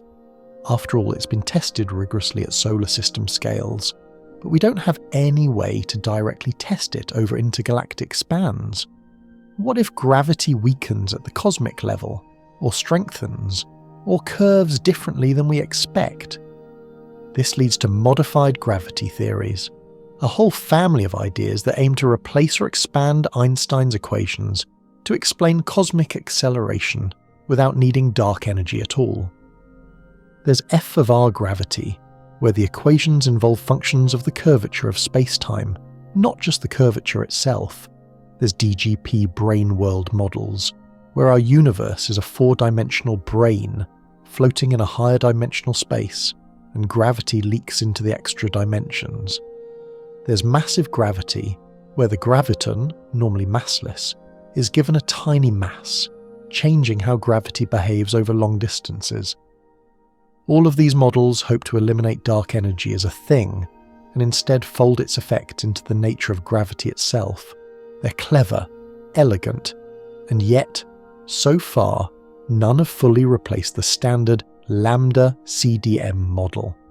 Each runs into problems, mathematical inconsistencies, conflicts with observations, or just plain weirdness. You pass one blackboard where string theory tried to help. String theory, with its many dimensions and vibrating loops, should be the perfect playground for explaining vacuum energy, but it's struggling. In most versions of string theory, a small positive cosmological constant, the kind we observe, is hard to achieve without breaking something else. That's led some theorists into dangerous territory, invoking the anthropic principle again. The idea that maybe our universe just happens to have the right amount of dark energy for life to exist, and all the other versions, billions or trillions of them in the hypothetical multiverse, don't. It's not an explanation. It's more of a philosophical shrug. But when your equations collapse and your constants don't cooperate, a shrug sometimes feels like relief. You drift now through another theoretical heartbreak, attempts to unify general relativity with quantum mechanics. These two pillars of physics have been at odds for decades, one describing the very large, the other the very small, and dark energy just widens the rift. How can something be so weak and yet dominate the universe? How can a vacuum have energy and yet not explode? Why does the value of dark energy look unnaturally small, like someone set the dial to 1 and walked away? One quirky tidbit. Some physicists think dark energy might be tied to the information content of the universe, that the expansion of space is somehow connected to entropy, or even quantum entanglement across cosmic horizons. These are fringe ideas, tiny seeds of thought waiting to grow, but they hint that we might need entirely new frameworks, not just tweaks. Right now, though, you're floating in a gap, a space between the math we have and the universe we see. This isn't a comforting place, but it's an important one. Because physics advances in the gaps, the cracks, the mismatches between theory and observation, and dark energy is the biggest mismatch of all. You pass by a coffee cup on a lonely desk. It's cold now. The chalkboards are quiet, but the questions linger. What is this thing we've named dark energy? A substance? A field? A misinterpretation? Or a clue? Whatever it is, it's still winning. Still expanding the universe. Still stretching the fabric of space while bending the minds of everyone trying to catch it in a net of equations. And for now, you drift between those equations, somewhere between Einstein's genius and our unfinished understanding, with the knowledge that even the strongest theories can break under the weight of something invisible. You float now behind the scenes, quietly, gently, into the observatories, spreadsheets, and softly humming computers of a universe that's mostly made of nothing, and yet refuses to be ignored. Because if dark energy can't be touched, bottled, or seen, there's only one thing left to do: measure the unmeasurable. Let's be honest, this isn't glamorous work. You're not drifting past explosions or bending black holes tonight. No, this is about patient, meticulous, borderline obsessive, staring at tiny wobbles and graphs, subtle shifts in light, and distances so vast they make your taxes feel immediate by comparison. But somehow this slow detective work has told us more about the cosmos than all the rockets and lasers combined. So how do you measure something that doesn't glow, doesn't clump, doesn't do anything except stretch the entire universe? First, you measure what it does to other things. It's like trying to find a ghost by watching how the furniture moves. Dark energy may be invisible, but the trail it leaves through cosmic history is undeniable. You float now alongside the earliest attempts at this cosmic tracking, those supernova surveys we visited earlier. Type Ia supernovae, the gold standard light bulbs of the cosmos, gave us our first direct evidence that the universe's expansion was accelerating. By comparing their brightness to their redshift, how much their light was stretched, you could calculate how fast the universe was growing at different times in the past. But supernovae alone aren't enough. They're useful, yes, but they're also rare, unpredictable, and come with their own set of calibration headaches. So astronomers needed other tools. Enter baryon acoustic oscillations, or BAOS. Try saying that 3 times fast while sleepy.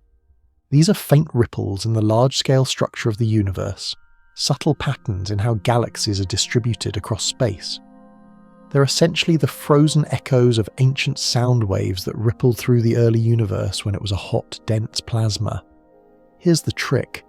Those sound waves left behind a preferred distance scale, a kind of cosmic ruler. By measuring how far apart galaxies tend to cluster, we can track how the expansion of space has stretched that ruler over time.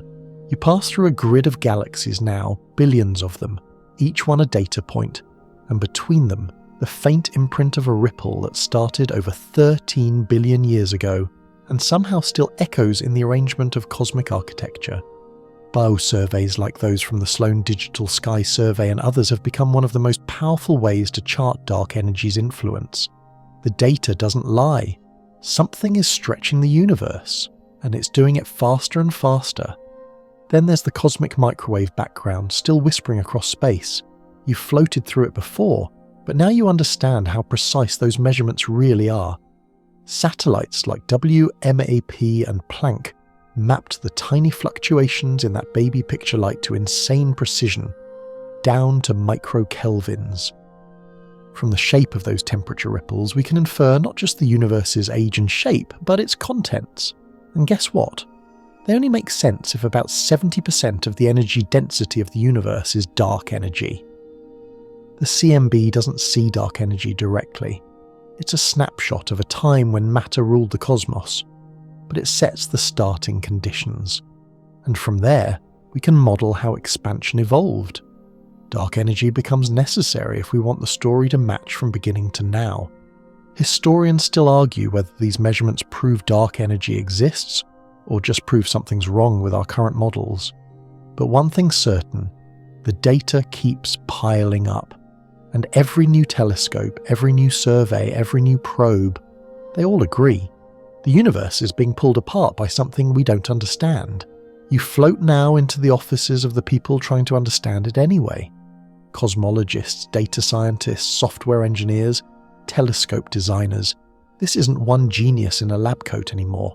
This is collaboration at a galactic scale. And what are they using? Gravitational lensing, BAO maps, supernova catalogues, redshift distance relationships. And all of it feeds into a constantly refined model, the lambda CDM model, where lambda is the cosmological constant and CDM is cold dark matter. It's our best fit description of the cosmos right now, and it works, but only because we keep plugging in dark energy as a necessary ingredient. Here's the twist. We're not just trying to measure how much dark energy there is. We're trying to measure what kind. Is it a constant? Is it a field? Is it changing? To find out, scientists are mapping the equation of state parameter W. You remember this from earlier. It's the ratio of pressure to energy density for dark energy. For a cosmological constant, W equals -1. But if W varies over time, that suggests a dynamic dark energy, a quintessence-like field.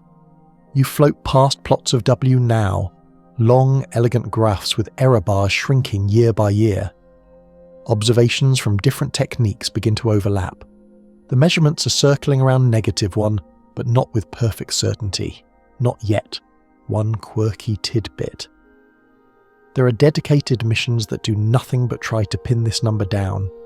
The Dark Energy Survey spent years imaging 300 million galaxies, tracking supernovae and cosmic structure with a single goal: measure W.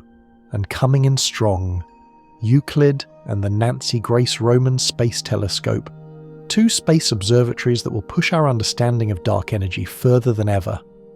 These missions will map the geometry of the universe, track how structures grow over time, and combine data from weak gravitational lensing, galaxy clustering, and more, all to ask, what is this thing stretching space? You're floating now in a sea of data so vast it almost glows.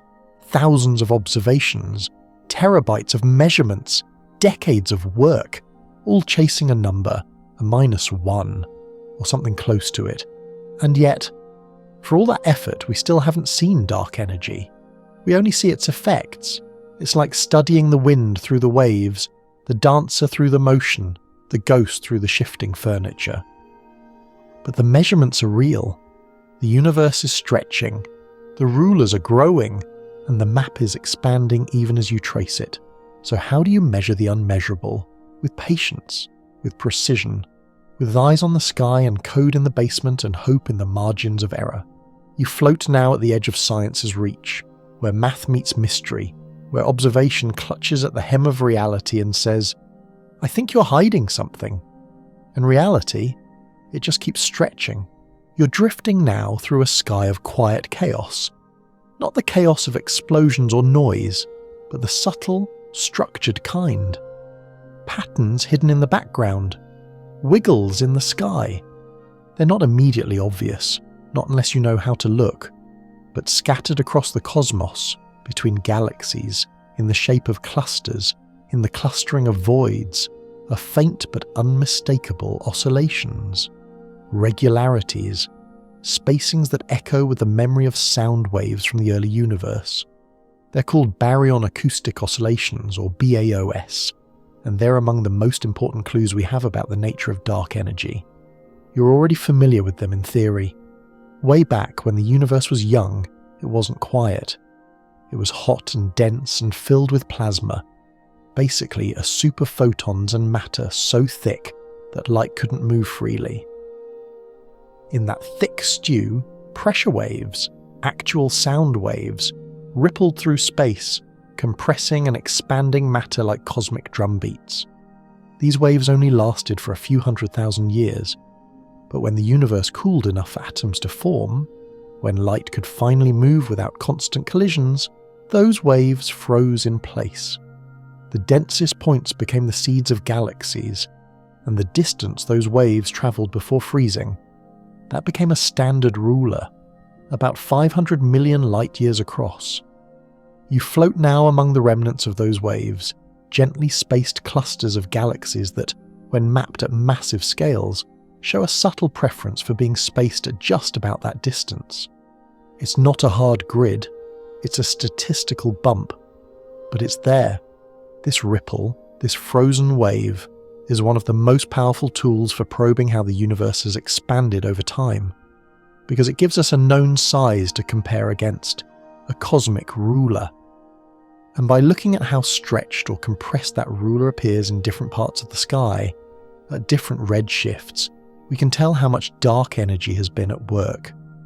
You pass through simulations now, massive, beautiful 3D maps of the universe, created by surveys like SDSS, Sloan Digital Sky Survey, and DESI, Dark Energy Spectroscopic Instrument.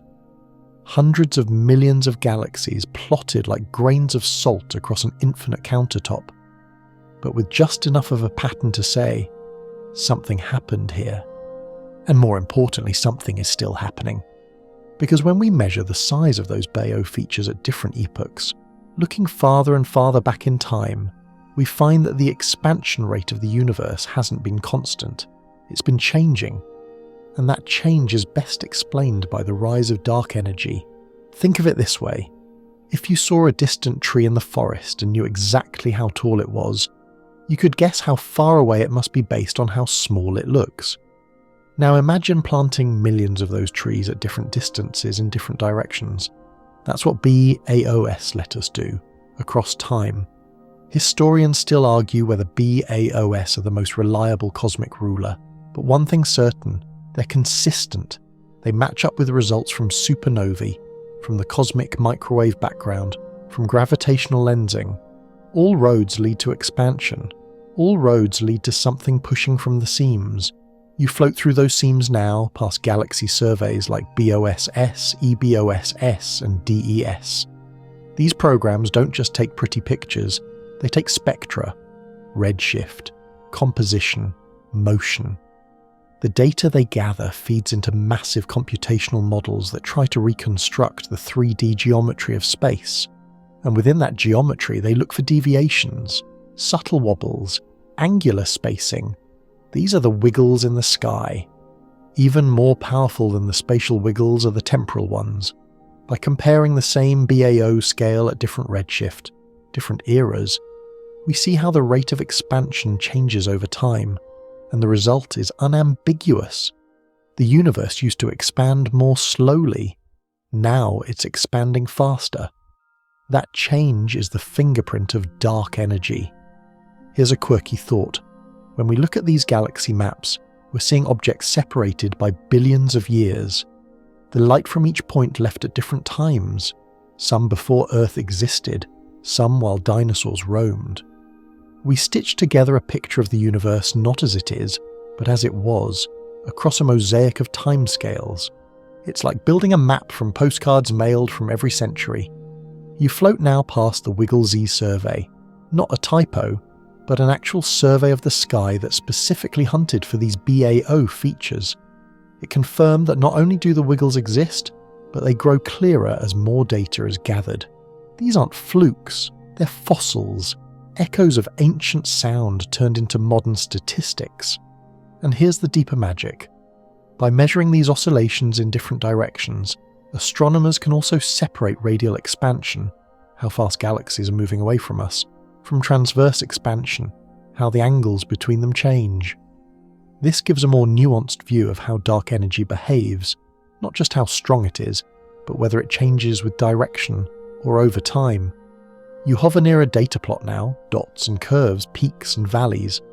The kind of thing that might put someone to sleep at a conference, but to cosmologists this is gold.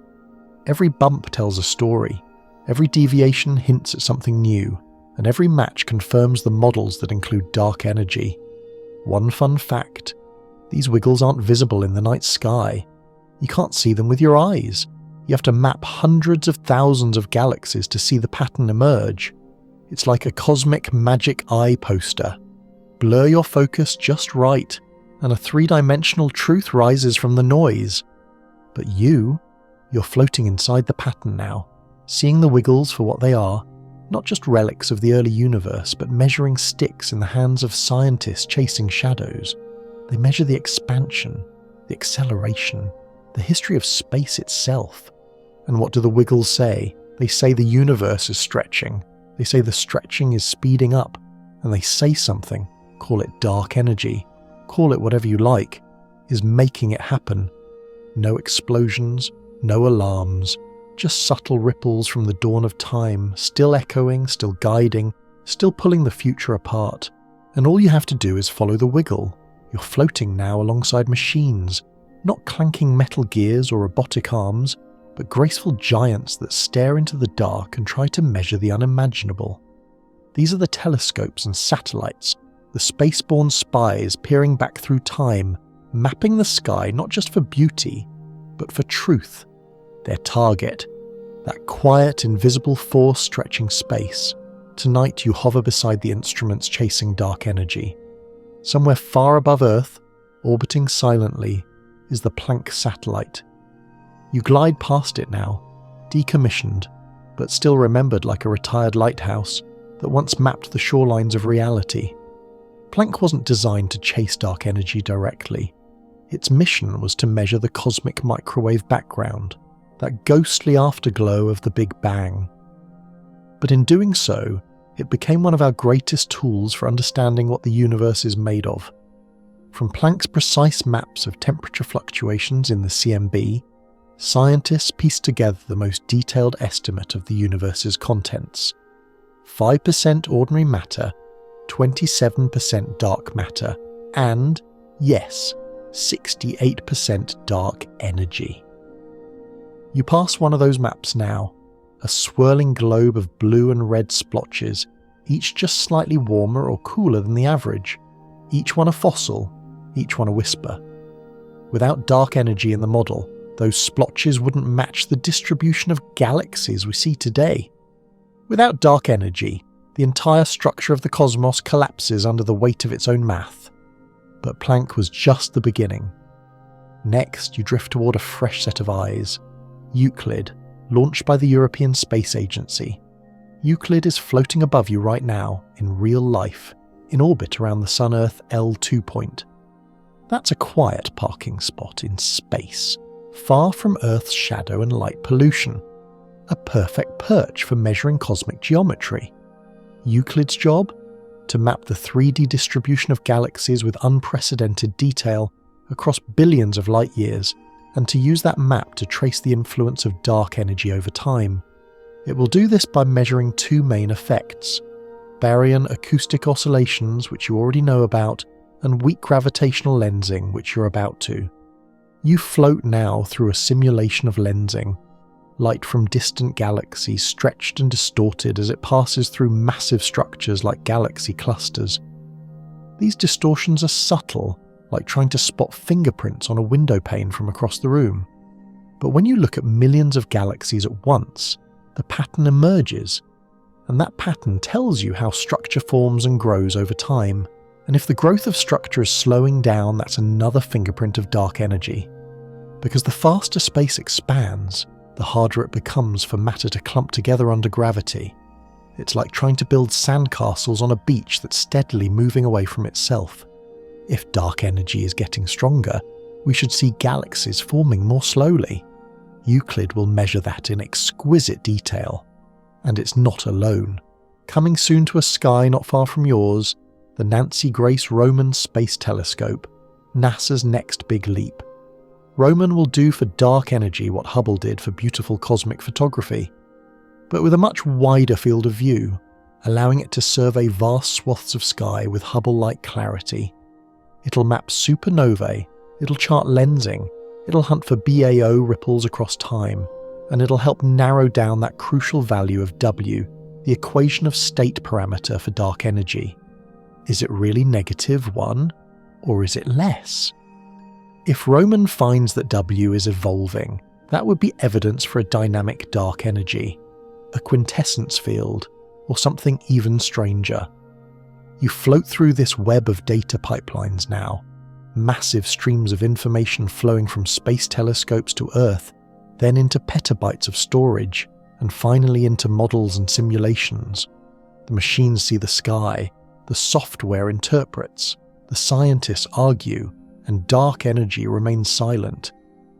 But all of these instruments, Planck, Euclid, Roman, are joined by one more silent sentinel, the Vera C. Rubin Observatory, under construction in Chile. Unlike the others, it's ground-based. But thanks to a monstrous 3.2 gigapixel camera and an ultra-wide field of view, it will scan the entire southern sky every few nights. The project is called the Legacy Survey of Space and Time, LSST, and it will gather more data in a few years than all previous sky surveys combined.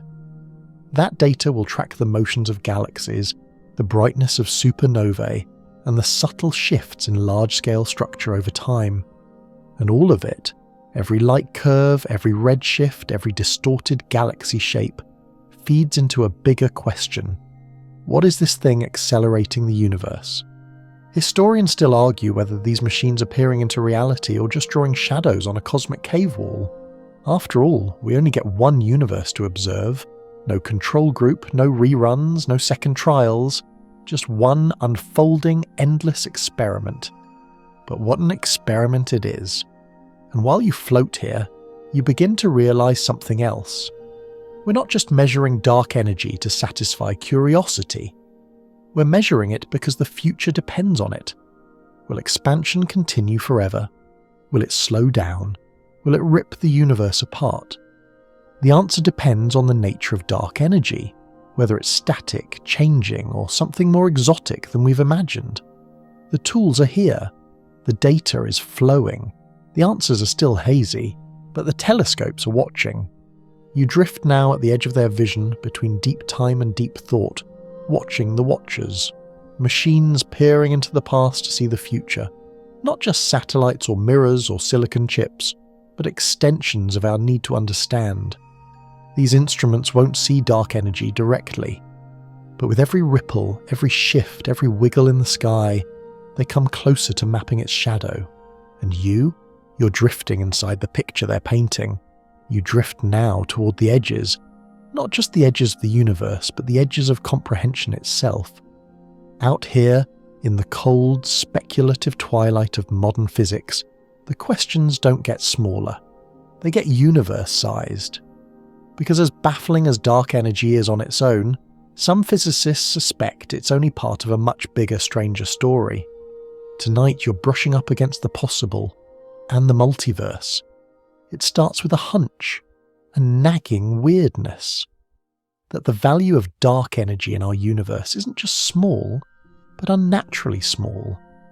The cosmological constant, if that's what dark energy is, should be mind-bendingly huge according to quantum field theory. Instead, it's meek, gentle, just strong enough to stretch space, but not so strong that it blows galaxies apart before they form. It's like tuning a radio by blindly turning the dial and landing exactly on the right frequency on the first try. Physicists don't like coincidences that big, so maybe it wasn't luck, maybe it was selection. That's where the multiverse slips into the room. Imagine not one universe, but a vast ensemble, a cosmic foam of universes, each bubbling into existence with different physical constants, different laws, different values for things like gravity, electromagnetism, and yes, dark energy. In most of these hypothetical universes, the vacuum energy is too high. Expansion happens so fast that matter never clumps into stars, or it collapses too quickly, creating a big crunch before anything interesting gets a chance to evolve.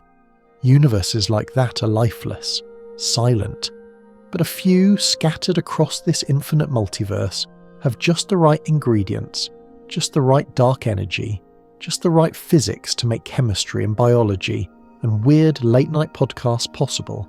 And one of those universes, you're floating in it. This idea is often linked to something called eternal inflation. It's a model of the early universe that suggests inflation, an ultra-fast expansion phase that happened fractions of a second after the Big Bang didn't stop everywhere at once. Some regions stopped inflating and formed bubble universes like ours. Other regions kept going, forming more bubbles, forever. Each bubble can have different properties, different vacuum states, different constants, and in that chaos the value of dark energy can vary from one pocket to the next. You're in a pocket that happened to roll a lucky number. Historians still argue whether this is science or just philosophy in a lab coat. After all, we can't observe other universes. There's no telescope that points into the multiverse. No BAO wiggles across the dimensional border. It's a seductive framework, but hard to test. That hasn't stopped theorists from using the anthropic principle to explain dark energy's value. It is what it is because we're here to observe it. In all the other places, no one's watching. It's a strange explanation. Not wrong, just unsatisfying. You float now through a mental mural, a branching tree of universes, each one blooming with different possibilities. In some, electrons are heavier. In others, there are no atoms at all. Some expand forever in chaos. Others blink out instantly. But in this one, a delicate balance holds. Dark energy exists, but just barely. Just enough to stretch the universe without tearing it apart too soon. Just enough to let galaxies form, stars burn, and one small rocky planet develop species that argue about math on the internet. Still, this multiverse idea, while compelling, introduces more questions than it answers. If each universe has its own vacuum state, is there a mechanism behind it? A deeper physics that governs the landscape of possible universes? String theory hints at this. It proposes a vast landscape of solutions, something like 10 to the power of 500 possible vacuum states, each corresponding to a different version of reality. You drift now past this landscape, not hills and valleys, but equations and dimensions. Some valleys are deep, stable universes. Some are shallow, unstable, perhaps destined for vacuum decay. And somewhere in this chaotic topography is our little valley, not the deepest, not the flashiest, but just right. There's even a name for the idea that the laws of physics depend on which valley you're in. The string theory landscape. You might feel small, Or maybe you feel like a lottery winner. One quirky consequence of this model: the cosmological constant, our dark energy, doesn't need a deep explanation. It can just be one of many possible outcomes. In this view, dark energy is not a force to be discovered, but a cosmic zip code, a label that says, this is the universe you landed in. But some scientists push back. They argue that this line of thinking is dangerously close to giving up, that by saying, we exist here because this universe works, we stop asking why it works, that the anthropic principle, while logically consistent, shouldn't replace testable science. And yet, here we are, drifting through a universe whose dark energy is too bizarre to ignore and too delicate to explain with existing theories. Maybe the multiverse is real, maybe it isn't, but the question persists. Why this value? Why not more? Why not none? You float now through silence. Not the silence of empty space, but of intellectual humility. A moment when science admits it doesn't know. Maybe we'll someday detect indirect signals, subtle correlations in the CMB, or patterns in vacuum fluctuations, or even quantum effects at black hole horizons that suggest other universes exist. Maybe we'll refine our understanding of vacuum energy until the multiverse becomes unnecessary. Or maybe this is it. One universe, one mystery, one unlikely balance, and a force, dark energy, that just happens to exist at the right strength to let you ask about it. You drift on, suspended in a question as vast as the multiverse and just as quiet. You're floating now in a lecture hall after midnight. It's empty, silent. But the blackboards are still full. Equations frozen mid-thought, chalk dust hanging like smoke. You drift past theories abandoned mid-sentence, variables left dangling like question marks. This is where cosmology's neatest dreams and physics' most ambitious models come to wrestle, and sometimes, spectacularly, go boom. Because when it comes to dark energy, even the strongest theories break. Let's start with the golden child, string theory. Often hailed as a theory of everything, string theory posits that all particles are actually tiny, vibrating strings, and that different vibrations produce different forces and particles. Elegant, right? Almost annoyingly elegant. But when you ask string theory to explain dark energy, things get tense. You float now past the so-called vacuum solutions of string theory. Remember those 10 to the 500 possible universes we mentioned last time? They're called vacua, and each one has its own laws of physics, particle masses, and yes, its own vacuum energy. But here's the catch. Finding one that naturally produces a small, positive cosmological constant, the kind our universe seems to have, is harder than convincing a cat to obey a dress code. Most vacua in string theory give you universes that are either unstable or have a cosmological constant that's way too large. And if you do manage to find a tiny one, it often requires brute force tuning, slamming together ingredients in an awkward way, like forcing puzzle pieces into a frame that doesn't quite fit. String theorists have developed things like the KKLT mechanism and flux compactification to try to finesse the right kind of universe. But even those are controversial, and many physicists argue that we still lack a robust, compelling string-theoretic explanation for dark energy. In other words, the math kind of works, but the logic hurts. You float past another broken dream, cosmic inflation. Inflation is the theory that just after the Big Bang, the universe expanded faster than the speed of light for a tiny fraction of a second.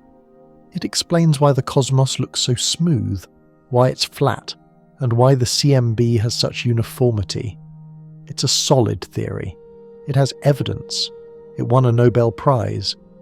But inflation relies on a field, an inflaton that causes expansion, then decays. It ends.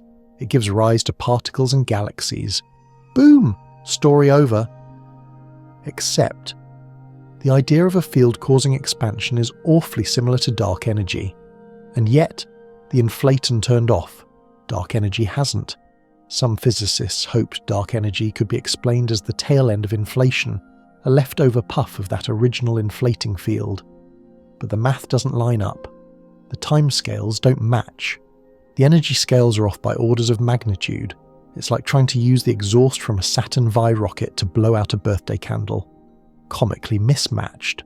And so, even inflation, with all its explanatory glory, can't solve the dark energy puzzle.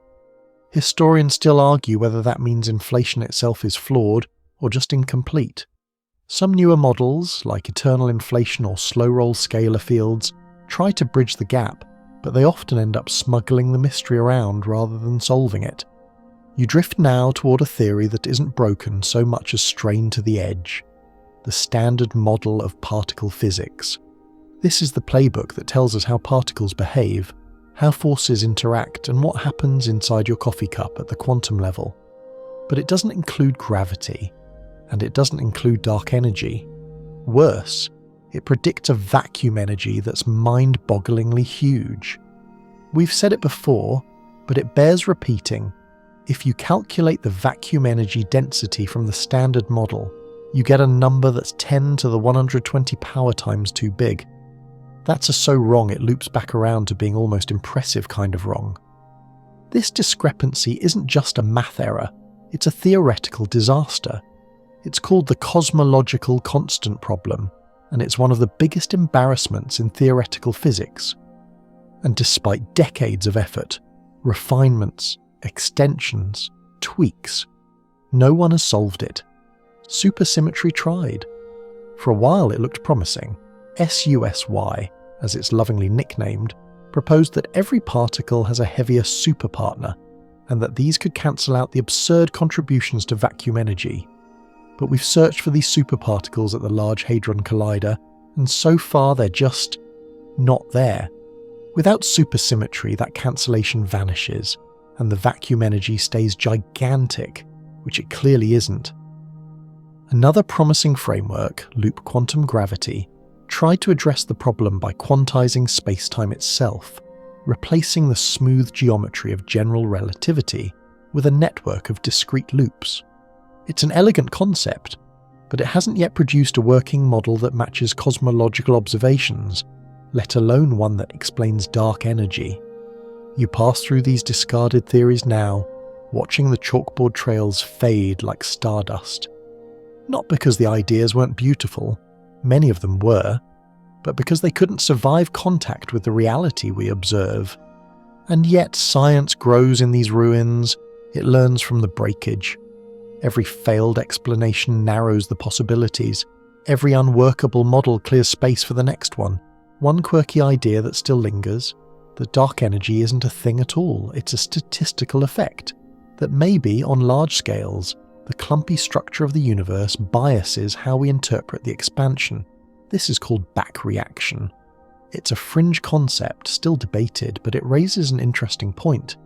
Maybe the universe isn't behaving badly. Maybe we are modelling it wrong. Another, that our measurements are skewed by our position in an underdense region, a cosmic void. And what looks like acceleration is actually a misinterpretation of local geometry. It's like standing in a shallow dip in the ground and assuming the Earth is shaped like a bowl. Creative, but difficult to defend with current data. So where does that leave you? Floating between theories that flinch, models that blink, and equations that wobble under pressure. This is what dark energy does. It doesn't just stretch space. It stretches theories. It stretches confidence. It stretches the very act of knowing. And yet, you keep floating, past the broken chalkboards, past the dreams deferred, past the equations that almost worked. Because even when theories collapse, as the universe continues to expand, you're floating now in the quiet after the storm, through the big, echoing silence left behind by all the broken theories, failed fixes and questions that just won't shut up. The models are cracked. The chalk is dust. The satellites keep humming, and through it all, space continues to stretch. So tonight, we take a breath, and we turn inward. Because after all the galaxies and graphs and gravitational lensing, you're still here, floating in this universe where most of everything is invisible. A universe made mostly of things you can't hold, can't see, and can't explain. So where do you fit in all this? You're made of atoms, carbon, calcium, oxygen, stardust, yes, but not even the rare kind. You're built from particles we understand pretty well. Quarks, electrons, gluons. The same stuff as light bulbs and pizza crust and nebulae. You are, in cosmological terms, ordinary, and that's what makes you rare. Because ordinary matter, everything you can taste, smell, throw or trip over, is just 4.9% of the universe. The rest? Dark matter, dark energy, silence. You float now through a cosmic pie chart, each slice spinning slowly. Your slice is small, the rest is shaded in mystery, but somehow, against all odds, you're part of the tiny portion of the universe that not only exists as stable, clumpy, star-forming matter, but also developed consciousness, curiosity, and the internet. You drift now across the cosmic timeline. In the beginning, the universe was hot, dense, and full of radiation. Then came matter, then structure, then, eventually, life. And just as your species began looking up, calibrating telescopes, launching satellites, dark energy entered the chat. It's almost poetic. The universe waited billions of years to reveal its weirdest secret, right when you had just enough technology and intelligence to notice it. You thought you were on track to explain everything. Instead, the cosmos dropped a 70% mystery into your lap like, surprise, you understand almost none of this. Historians still argue whether that's tragedy or comedy, but you drift through it. Because you're built for this. Not just biologically, but mentally. You're the only thing in the known universe that questions the universe, that looks up, sees expansion, and says, wait, what? That's not small, that's not meaningless. You float now past a thought experiment. What if dark energy is not just something the universe does, but something it needs to stay interesting? What if this slow, gentle acceleration keeps the cosmic story going longer than gravity ever could? Without dark energy, the universe might have collapsed, or grown too cold too fast, or never allowed galaxies to form at all, but instead it balanced, just enough expansion to make space breathable for complexity, for time, for consciousness. Is that coincidence? Almost definitely. Is it beautiful? Absolutely. You pass now through the fate we've glimpsed before. A dark energy-dominated universe, a slow freeze, galaxies drifting out of view, stars dying, light redshifting into oblivion. But in that quiet future, billions of years from now, dark energy leaves something behind. Structure, memory, remnants. Because while it stretches the space between galaxies, it doesn't unmake the past. All the light we see now, every photon from a distant galaxy, every echo of the Big Bang remains inside our cosmic horizon. It is preserved in our view, locked into the observable universe like a snapshot. That's your home now, a bubble of memory expanding with you inside. And for now, it's enough. You float gently back toward the Milky Way, your own galaxy, still bound together, still orbiting itself, still flickering with stars and planets and possibilities. Dark energy is working at the edges, pushing, tugging, but not destroying. Not yet.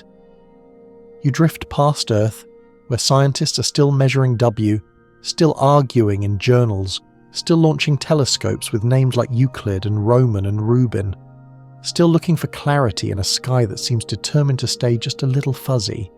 But even the fuzziness matters, because what is science if not the long, patient act of refining questions? And what is dark energy if not the biggest question of all? You pass one last thought now, a quiet whisper from the universe itself. I am not made for your understanding, but I'm still yours to explore. You smile, perhaps, or maybe that's just the stars glinting in your eyes. Either way, you remain drifting, small, curious, surrounded by silence, and absolutely impossibly in the right place.